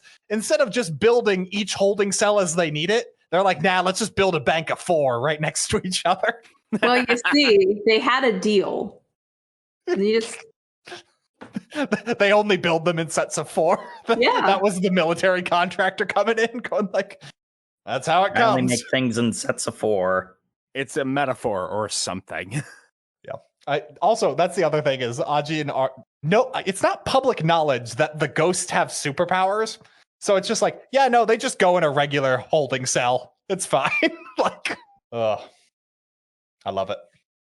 I also love how they're experimenting on them, and one of the surgeons goes like, "Hey, have those claw marks always been on the glass?" Yeah. Oh, for the microphone, the claw marks have always been on the glass. Continue working. Don't pay attention to it. Okay, sounds good. And I'm like, I'd be really concerned there are claw marks in your surgical room. Like, I mean, yeah. no, that's just how the glass comes, all scratched up. Yep. What? There is nothing behind this magic curtain. Continue working. But yeah, that is the big takeaway, is that the entire time Kei is being like horribly tortured, his ghost has not attacked anyone. It has manifested, it has swung, but it has not shed blood. Because that's not what his friend would want. Mm-hmm. And as Tanaka and Hat are going in to make their attack on a rainy day, a bad day for a revolution, but whatever, we're here. We've also got my favorite character. I know I've said that 3 times so far, but my favorite character, Dr. Ogura, showing up at the facility. The most based man in existence. You're what they call a, quote, idiot. Yeah. My God. The top researcher on Ajinn, all the way from America. Oh, he's a Japanese guy. Okay, that makes sense. Yeah, he's a Japanese He was transferred guy to America. Yes, we find out later on that it was a potentially involuntary transfer. They describe the U.S.-Japanese relationship over this research project as being cooperative or collaborative. And then we find out later that it was the U.S. kind of flexing its muscle, saying, no, you're working with us. I gotta say, you know how this was written by a gun otaku? The amount of jacking off he does to the Japanese Special Defense Force. I was going to say the amount of shitting he does on the media. Same thing. Like, Yeah. the media, the U.S. military sucks, and which also, the U.S. military does suck at a lot of things. But, like, not in the way that a gun otaku is concerned with. Mm-hmm.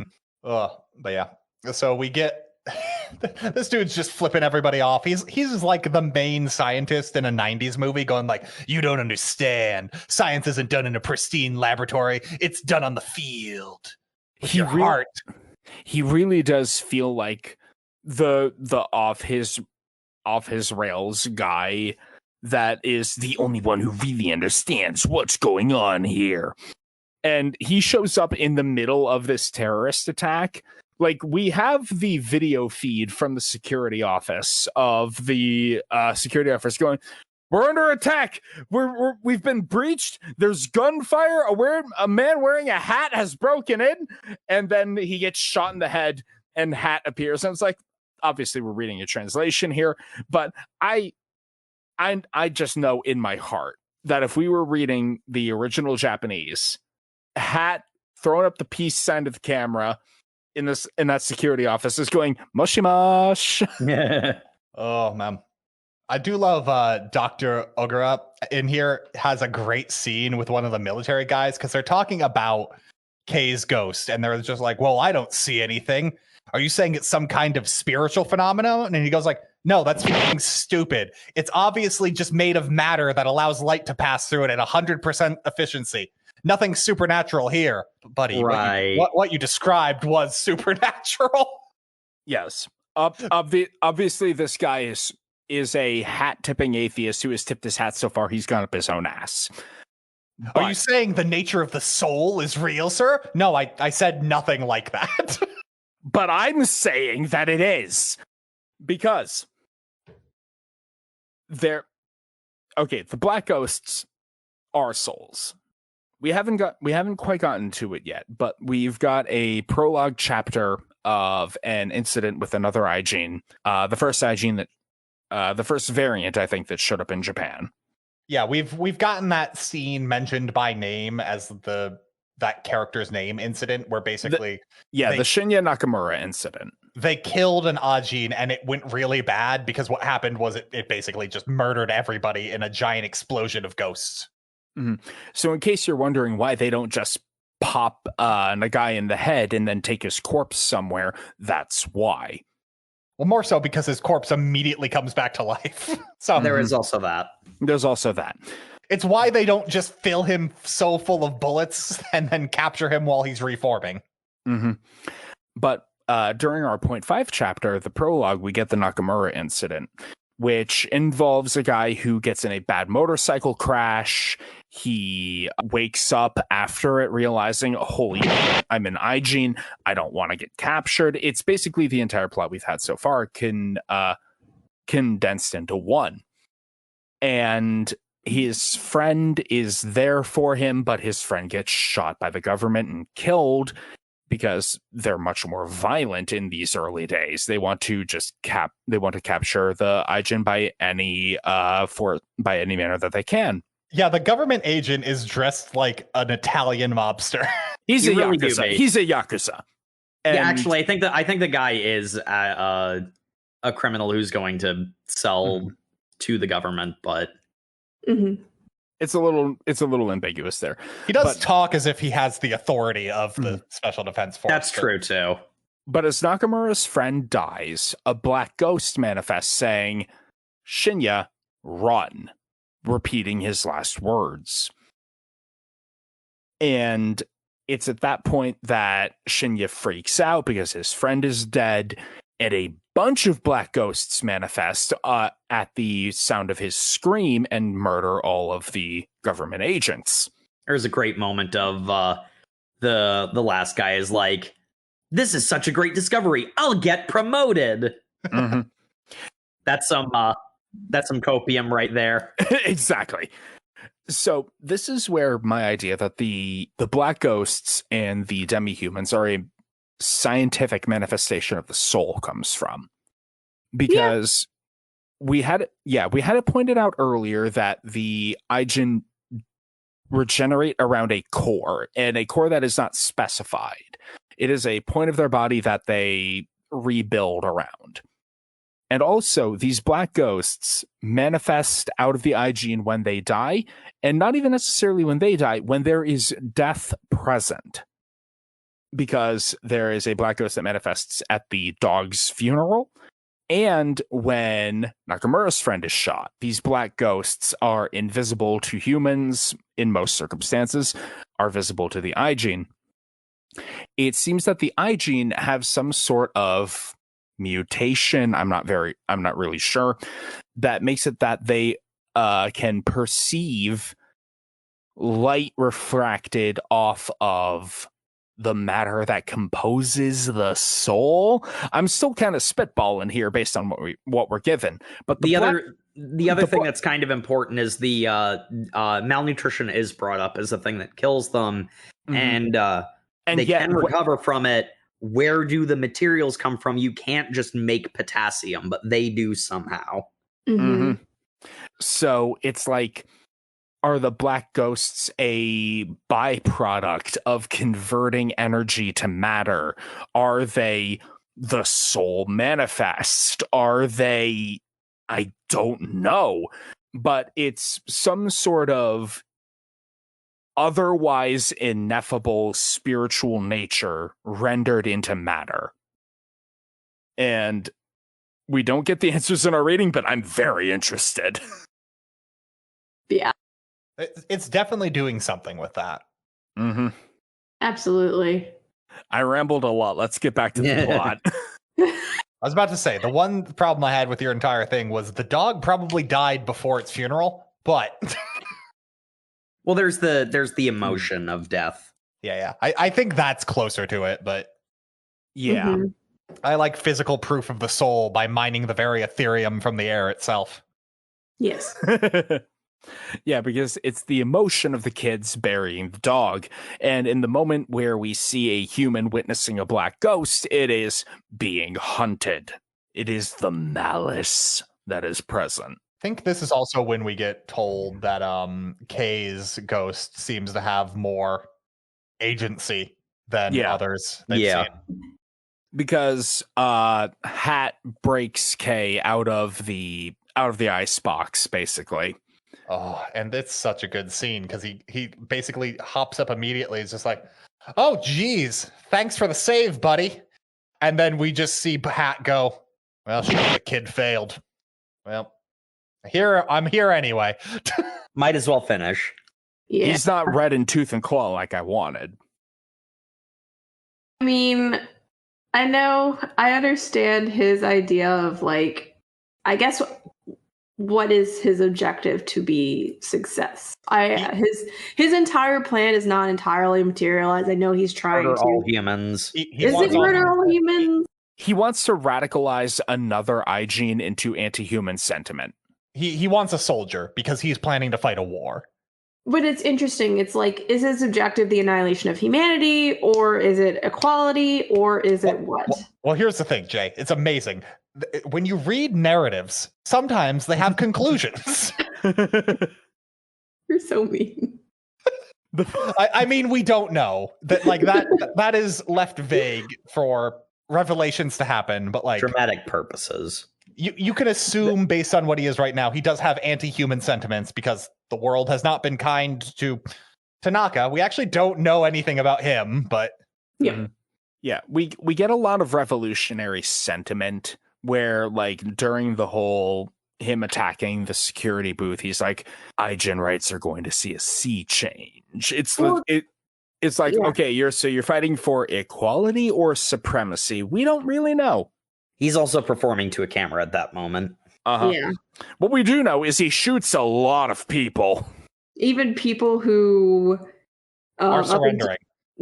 Are surrendering at this point, like weren't directly involved in the torture or whatever. We won't even get into I was just doing my job, people, but I like the crowd of doctors he's gunning down one by one, and it's after 2 that Kei goes, hey, well, I mean, they don't even have guns. They're not attacking us. This isn't self-defense. I'm sure they're fine. We could just break their arms. He shoots another guy. He's like, okay, hold on. We're going to stop shooting people now.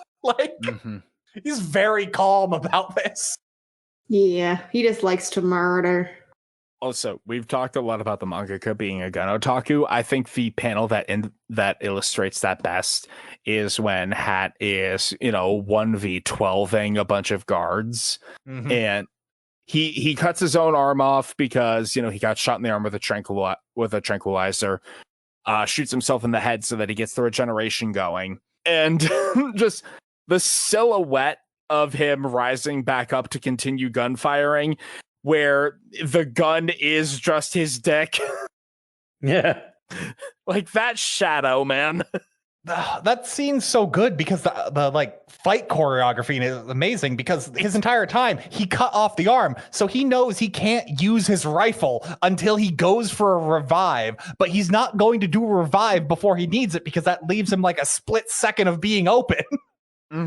So he pulls out the handgun and shoots the guards until he's down to 1 bullet. He puts in his own brain.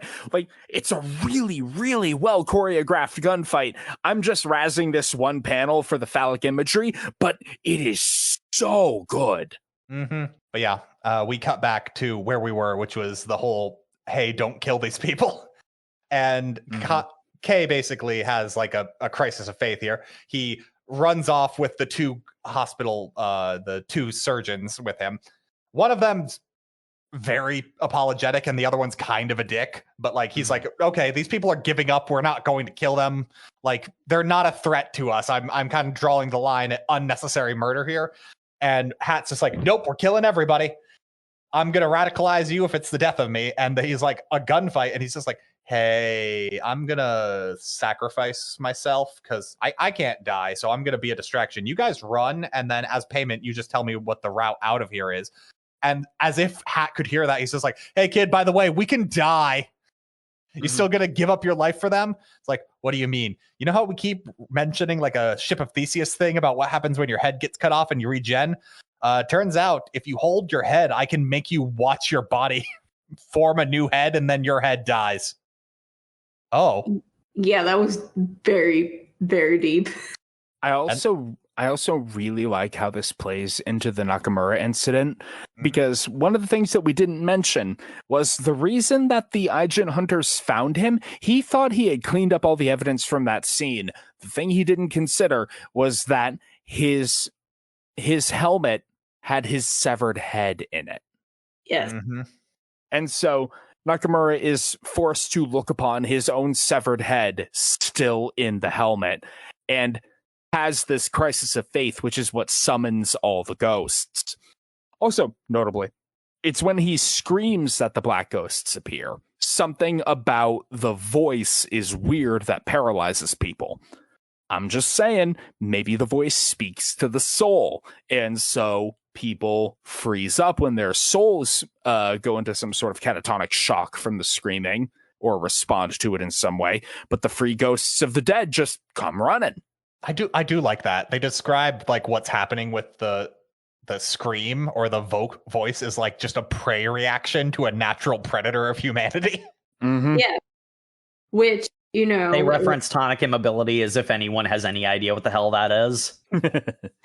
I have a very abstract, vague understanding of what that is, but I do have to say that I kind of agree with that theory, just because there's so much narrative around, well, one, humanity, what makes us human, and this is definitely feeding into a little bit of that narrative. If it's the soul, with that whole ship of Theseus thing now established.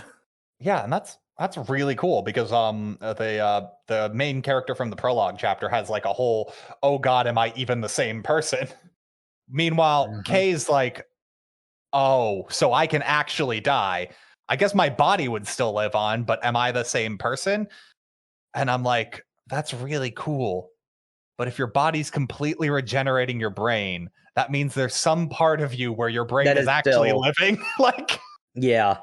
It's left vague on purpose because I feel like there's more to it than it at first appears. I think my reading on that, and this is purely a philosophical thing, is like I think I'd be comfortable with my head getting cut off at that point because I'd just be like, okay, souls are real then, because if my head is being regenerated with memories, that means my memories don't live in my head. They live in my soul. And every time I fall asleep, I die. We've been over this in another episode. Exactly.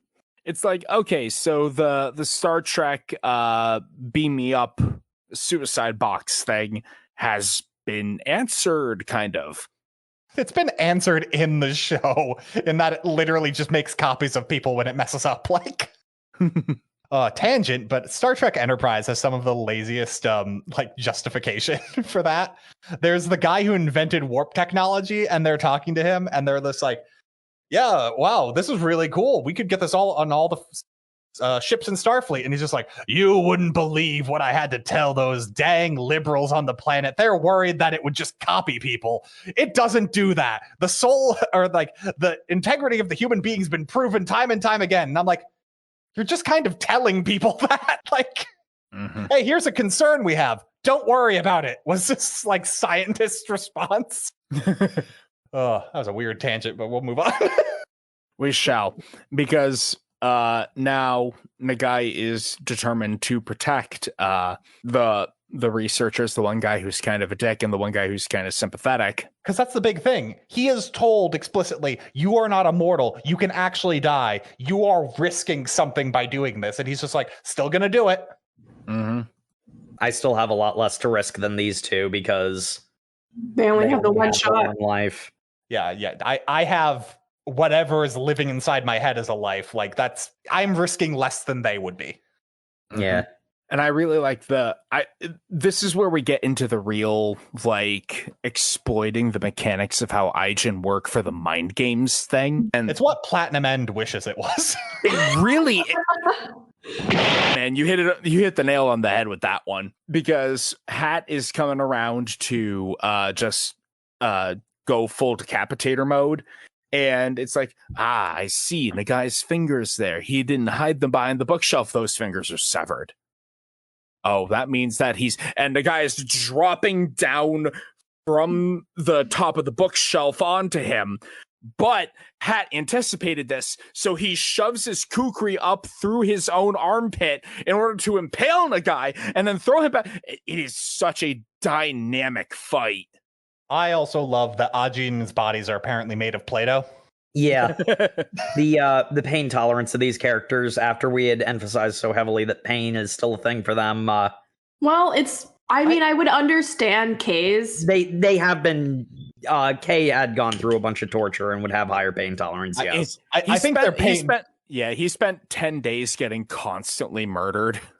I'm 100% willing to believe their pain tolerance is basically non-existent or superpowered at this point. Yeah. Like, It's just kind of funny how quickly that got moved past. what's more funny is how super strong Hat is, and that he just like cleanly severs limbs with a knife. And I'm like, That's a really good knife.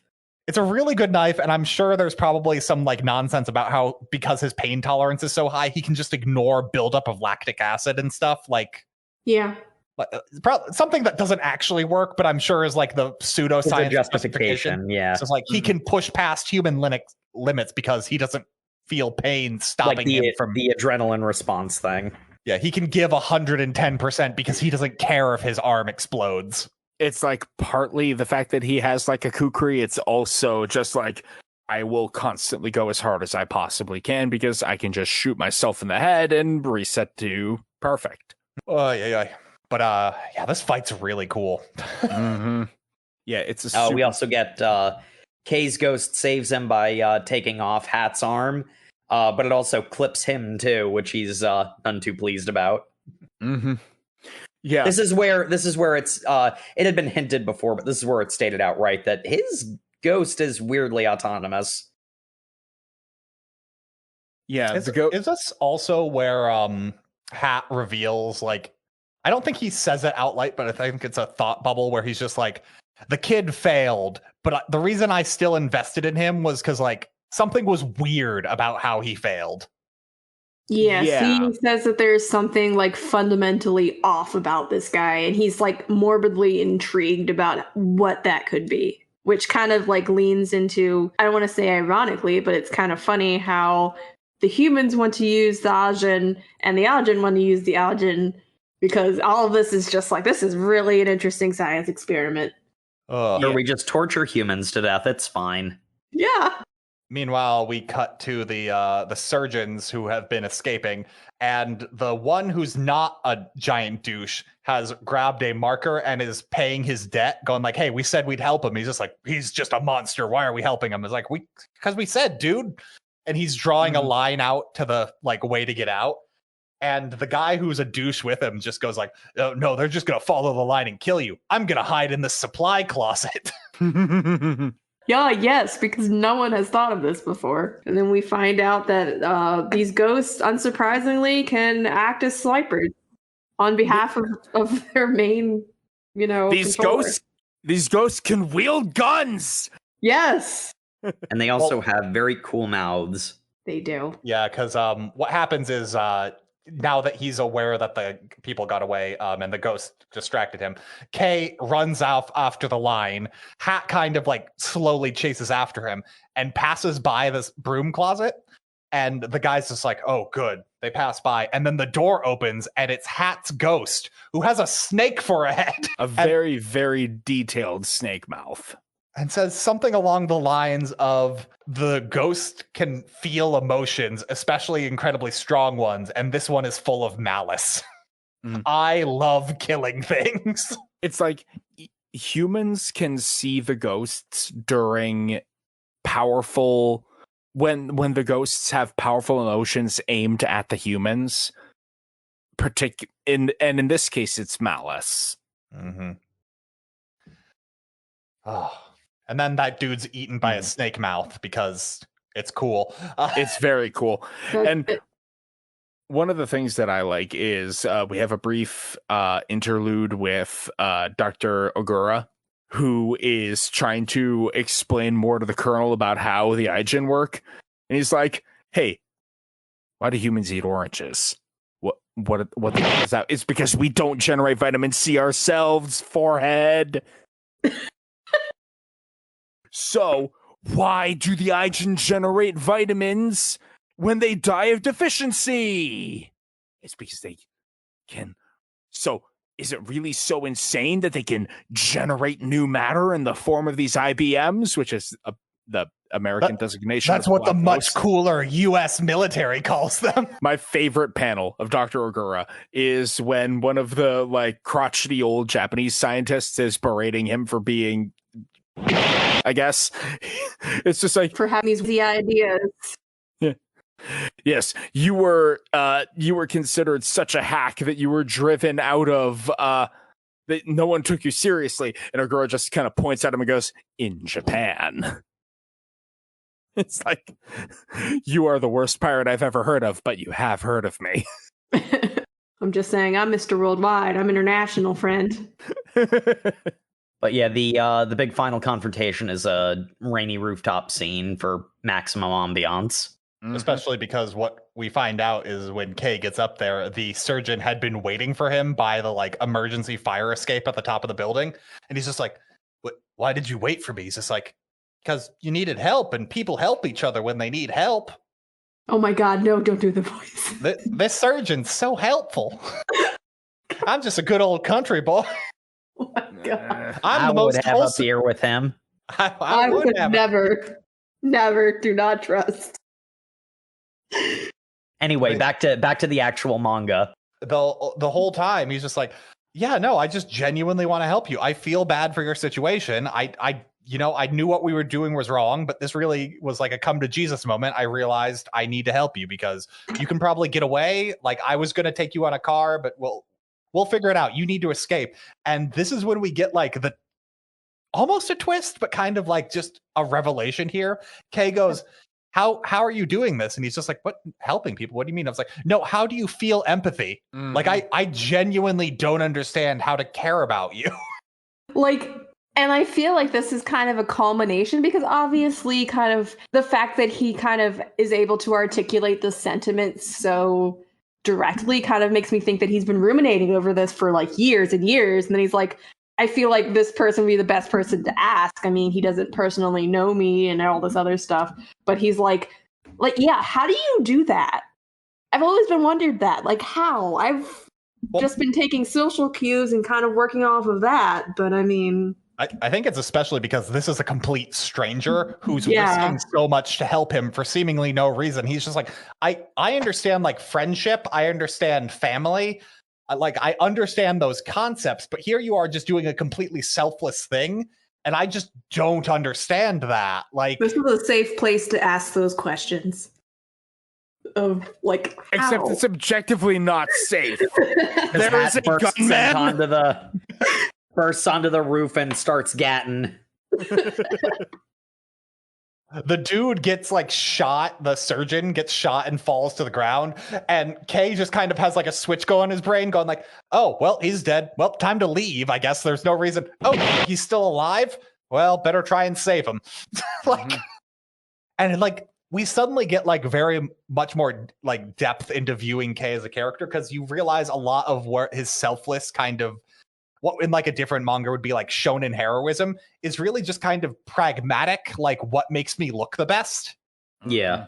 And I really like that. Like you don't see that a lot. And this is really cool because it's like, because what we find out is he understands looking good for other people and he understands being selfless is a desirable trait from others. Mm-hmm. So he acknowledges that he doesn't feel this intrinsically. He doesn't feel intrinsically good, but he acknowledges that doing good act makes other people value you more. Mm-hmm. Yes, you get your good boy points. And then you cash them in at the end of the day. And oh my God, Jay, shut up. And it brings into question, kind of the whole point of morality. It's like, what is better, to be born good or to overcome evil nature through great effort?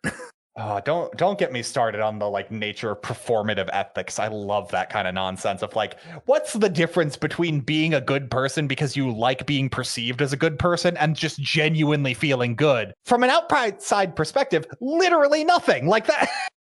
Yeah. No, we would be here all day debating that. And that's what I was getting at earlier, where it's like, why does Kei seem to feel this guilt about Kaito's, the danger that he's in during the mountain pass escape sequence? Yeah. Because if he is a sociopath, then he shouldn't feel any sort of empathy towards Kaito's situation. So is it a guilt reaction? Is it a pragmatic, my asset is going away? Am I putting this asset at a greater risk because of this situation? Or is guilt even inherently tied to empathy? Yeah, and to me, I think the big thing here is that in both of these cases, that's different from all of the other times, there was a life and death grand gesture involved. I really do think that whilst Kei maybe isn't the best about empathy, because, degrees of it, everyone is, has varying capacity for it. He might have trouble with it, but I do really think that he does have a level of empathy in him, because he does the calculation in his head with the scientist who had been shot. He does the calculation in his head. I can't save him. Like, I could go back, I could pick him up, I could drag him to the edge of the roof, but like, even if we got off the roof and he was still alive, he's gonna bleed out from the gunshot in his heart. But he does it anyway because he wants to help the person who helped him. Like, there's no value in that. I guess I see the value when it's like very transactional, though. It's like, you did a solid for me, I'm going to do one for you. Not because necessarily I feel like I should. It's because I just have a very transactional view of things. And that's kind of where I feel like the guilt over his friend dying is like, he has a quote afterwards where he's just like, he risked his life for me. I can't even risk my life for him. Like, it's very tit for tat. Like, he's just like, that person helped me, I have to help them. But he doesn't feel like the emotional tie of like, no, it's good to just help people. It's, I need to repay what's been given to me because... Equivalent exchange. Yep. It was Full Metal Alchemist all along. Too bad he gets his body back like every single episode. And that's the interesting thing with the Doctor, because like the Doctor is very definitely still dying, but so long as he's still alive, Kei feels the compulsion to make an effort for him. When he thinks that the Doctor died instantly, he immediately disregards him as little more than an obstacle on the field. And like, to be fair, the effort he puts into saving the Doctor is very much like, yeah, this would be a lot of work. I'm going to drop you off the side because there is a chance you will survive, which is more than I could give you doing anything else. Good luck. And then drops him because like, he goes like, he could go limp and then would survive if he hits soft ground. I can't guarantee any of those variables in this situation because currently my ghost is boxing another ghost. Yes. Which is really cool, but... He is worth the best shot that he could possibly give him. He's just like, it's worth a try. After he drops the Doctor in the planter. It is unclear whether he survives or not. It is. It doesn't really matter, to be fair. Like... I mean, it matters because he has a firsthand account of the fact that, hey, this Kei guy did this very noble deed of mine. And I guess... Well, there is also the public perception of, oh, look, the Demi-Human just yeeted a Doctor off a building. The media sees him Michael Jacksoning that guy. I was about to say, the media is publicly reporting this, like, Ajinn killing a dude, when all the media has been saying about Ajinn is that they are exactly like humans except immortal, and they have never harmed a human being. And now, in other words, stay calm, everyone. Stay calm. They pose no threat. And Kei flings himself into the channel, which, considering there's a torrential downpour happening, is opening its floodgates to the sea, so his corpse can be washed out to the ocean as an escape. Which he got from the Doctor, by the way. Yeah, the Doctor was just like, hey, it out. I'm not going to be able to drive you anymore, but if you can get to that place, and then they intrinsically knew. There's also a cool scene during the like ghost boxing fight where one of them headbutts the other, and they both get like a brain flash of each other's memories. Yeah, that was cool. Yeah, because that's really interesting, because it's the moment where, Kaito was being a good friend to Kei, and then we see Hat getting abused by his father. I thought it was like a boxing instructor. It's kind of hard to tell, because like the sound effect kanji is covering over the speech bubble. On purpose. Yeah, on purpose. But it's a guy that kind of looks like Hat going to punch him in the face, saying, how many times do I have to blah, blah, blah, blah, blah. It could be a lot of things, yeah. It could be. And again, this manga really thrives on ambiguity. Speaking of which, we do end on one little thing, which is Eriko basically finishing her flashback about, hey, what was weird about my brother? Hold on. I grew up with him, and I was closer to him than anyone else. And there's something really weird about him. He doesn't actually care about people. She was able to see past his mask and know how performative his emotions were. I want to become a doctor so I can cure my sister's illness. And she's just like, You're doing that to look cool. He doesn't care. Like that. He's doing that because he thinks that's what a good older brother does, not because he cares. Yeah. And also, when we also learn the reason why their mother wanted Kei to stop hanging out with Kaito, because Kaito is the son of a criminal. And Kei was immediately ready to do that and dropped him with no thing and called Kaito and said, hey, we can't talk anymore because you're a dirty criminal scum and I want to be a good human being. Mm-hmm. And the sister goes to find Kaito crying under the tree. Mm-hmm. And she's obviously got a crush on Kaito. I mean, I can't blame the girl. Come on, she has eyes. Anyway. But yeah, so really it's be interesting if that perhaps is partially the reason, looking back now, of why Kaito was so willing, even after he was told off like that, to like drop everything. Maybe Eriko did like some kind of reconnaissance or something. I don't know. That's why Eriko was gonna turn them in, because she didn't want like Kaito hurt by him. Because she genuinely thinks that her brother would have just used Kaito. She does not give a very nice picture of her brother. No. Yeah, because it's not even though that she feels necessarily, and possibly it's because of her knowledge of demi-humans and the perception around them, but she doesn't seem to be like, oh, he has a psychological problem and he, you know, really could use some treatment. Like she uses it to kind of say, this person's a jerk and I'm better just writing them off. That's why I don't care. She's like, I'm not surprised. My brother was always a bad person. Like, she is literally not old enough to know a world without demi-humans as well. Mm-hmm. Because the first demi-human happened when, like, in the same year that Kei's, like, generation was born. 17. Mm-hmm. That is the end of our reading. And I just want to point out, you guys were saying, oh, Kei's mom is such a douche. But the sister is also like, Kei is a bad person. Yes, the entire Nagai family's kind of fucked up.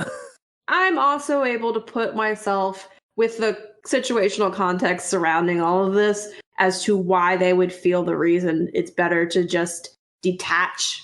I'm just saying, if you've known for a long time your son is a sociopath and you suddenly get the call from the animal shelter, you're not surprised. And it's one of those things that I hope you don't have to encounter, but I can say this, I don't necessarily condone it, but I understand it. You guys ever watched those murder documentaries where they interview the person who was just like, yep, knew the entire time? He was always weird. Yeah, exactly. You know that one friend you went to high school with and you're like, you would not be surprised you got a phone call to hear that they like had like 20 years in jail. And you're like, yeah, I see that. That makes sense. I guess I just hung around with a better crowd. Wait, no, I hang around with you guys. I was about to say, that's just objectively untrue. Look, none of us have been on the news yet, so... It's not illegal till you get caught. If you don't want to be on the news, don't make the news. Yeah, you scorp. Hey! Favorite character. God, I cited like 3 people, but no, it's Hat. Hat's great. He is so scummy. He is the slimiest snake. And he's so much fun to watch in action. Because he is so... He's a great foil to Kei because he is great at performing being the hero. You know, he's got his righteous cause, his just actions of defeating these oppressive humans to save the Ajinn from their torturous existence. He is the hand reaching down to drag them from perdition, and then he... If you don't fall in line, we'll put you exactly where you need to be so that you think my way. He likes killing. He kidnaps children. He will lie, cheat, steal, and murder to get exactly what he wants. And enjoys most of it. Yeah. And that is a level of like character depth that we, like Matt said, we don't often get outside of seinen manga, and I love to see it. Mhm. So, Matt, favorite character? Oh man, it's hard. But basically every character in this is amazing, and if they were on their own in another series we read, I would pick each and every one of them. In this, the person I enjoyed the most is probably a little bit of an oddball pick. I'm gonna go with the classmate Kisuke.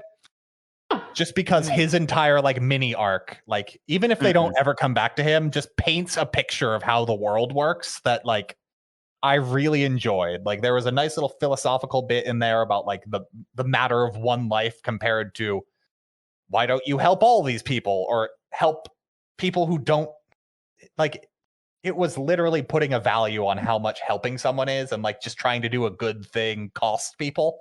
Like it's the morality I really like in the story, where it actually goes into being a good person is hard and will cost you things. And like a lot of less deep manga will just tell you being a good person is easy and super easy to do and is always what you should do, and really just avoids the concept of like, yeah, but like it takes effort and you need to keep doing that effort and you need to be prepared to make sacrifices. Like it's Aspirational versus the reality of the real world is complicated, and what is good doesn't always mean the same thing. Mm-hmm. Yeah, I really enjoyed that. Jay, how about you? Favorite character? I have to say, and I've already alluded to this, but I would have to say Kaito is my favorite. I want exposition on his backstory. Was alluded to a little bit, the fact that he was able to pull off those quick thinking and those awesome moves to just immediately start taking folks down was probably because he was involved with some pretty shady folks growing up. But I like him. He is a ray of sunshine, being a loyal friend from what we've seen. And I hope nothing happens to him. He definitely won't be revealed to be an Ajinn later. And Jacob, favorite character? Probably the most interesting to me would be Izumi. I feel like there's so many more places to go with her character. That's true for everybody, really.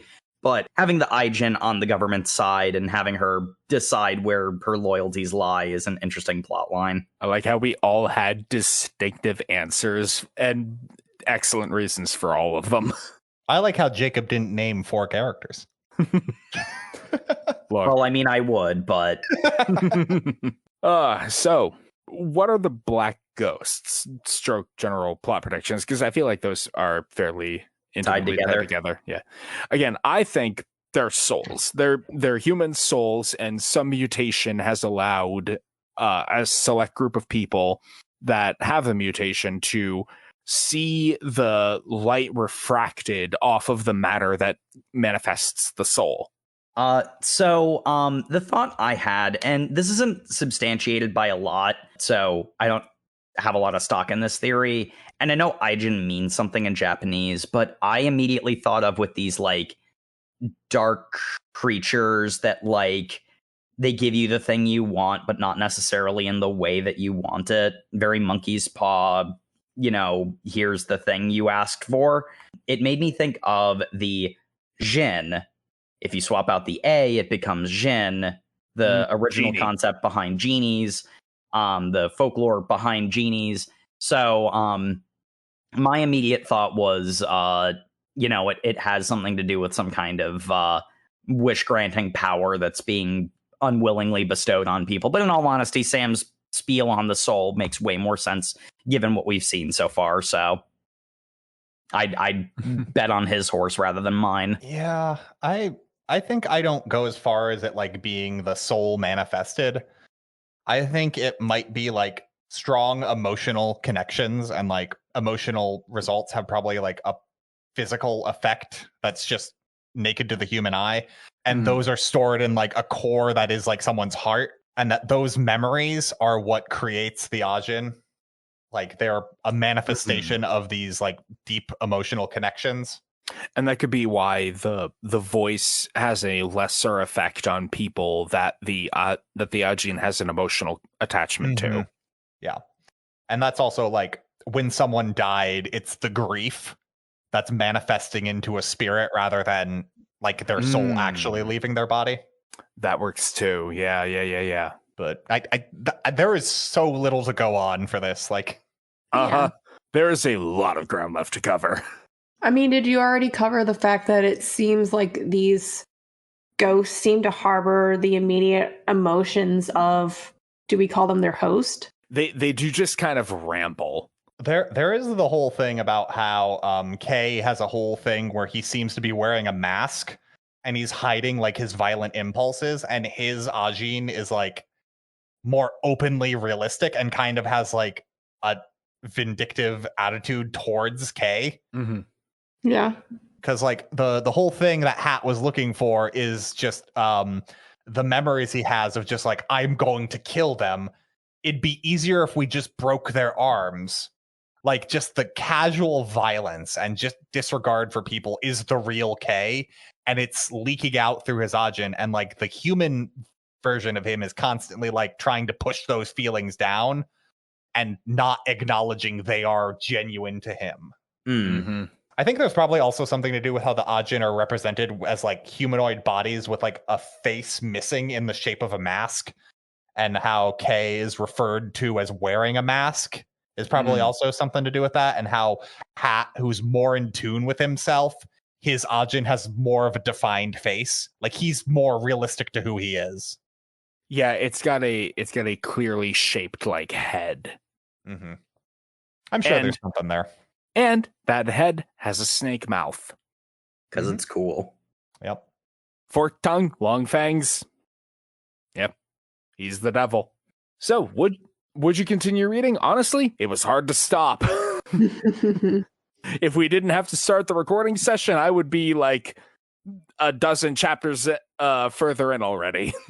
How about you, Jake? Yeah, I'd continue reading. It's definitely a lot of interesting questions. And it does a neat thing that I like, that, you know, hit or miss, you know, when it's appropriate for a story to do this sort of thing. But it does a lot of, I'm going to pose to you questions, not give you answers. I'm not going to give you my morality and tell you that, you know, this character is objectively right. This is the kind of story where it really leverages that idea of there isn't really a right answer, like particularly with the whole, you know, who do you do good for bit. How about you, Jay? I agree with everything. It was very captivating, and we obviously left off in a bit of a cliffy because I know it. Yes. Yeah. So would continue reading. And Matt. Yeah, I would 100% continue reading. This was my exact kind of nonsense I love. I love philosophical questions, and I think this is like genuinely philosophical as opposed to things that call themselves philosophical. Like this is actually asking questions and not just shoving answers down your throat. And like also just the fact that it's got so many mysteries that I genuinely care about and I want to like know what's going on here. It is weaved a puzzle box that I would love to see more of. And like considering what we've been reading lately, I'm just like, holy shit, if a manga's allowed to breathe, it can be amazing. Yeah. All right. And thank you, everybody, once again for tuning into the Over Manga Cast. As always, you can find us on all of your social medias where we are at Over Manga Cast, Facebook, Twitter, or whatever it's called now, Instagram, you know the places. We're also on YouTube where you can like, comment, and subscribe. The episodes go up on a 2-week delay, so if you want our up-to-date stuff, head over to overmangacast.com where we have all the episodes and even a place where you can comment on those. Give us your suggestions. Tell us your philosophy. Tell us how we're wrong and how you know exactly who you need to help. And as always, we appreciate reviews in any and all forms. Reach out to us overmangacast@gmail.com or again, the comment section on overmangacast.com. We love hearing suggestions or things we should read. This was one of them. You know, it's always good to get because again, loved this and would not have read it if it wasn't suggested to us. So good job, whoever suggested this. Good for you. You did good. Unlike the person who recommended Shonen Shoujo, which we loved in spite of it being terrible. Wait, no, we were told not to read that one. Crap, what was the one we didn't like? Move on. Anyway, we are keeping the suffering train rolling because next week we are reading Jujutsu Kaisen, chapters 55 through 79. So if you're keeping up with the show, be sure to read that, and we'll see you all next Thursday. Good night, everybody. Good night, everyone. Good night. Oh, I'm feeling a little under the weather. I'm just going to go reset myself, guys. Wait, Jake, no! No! Jacob, that doesn't work outside the...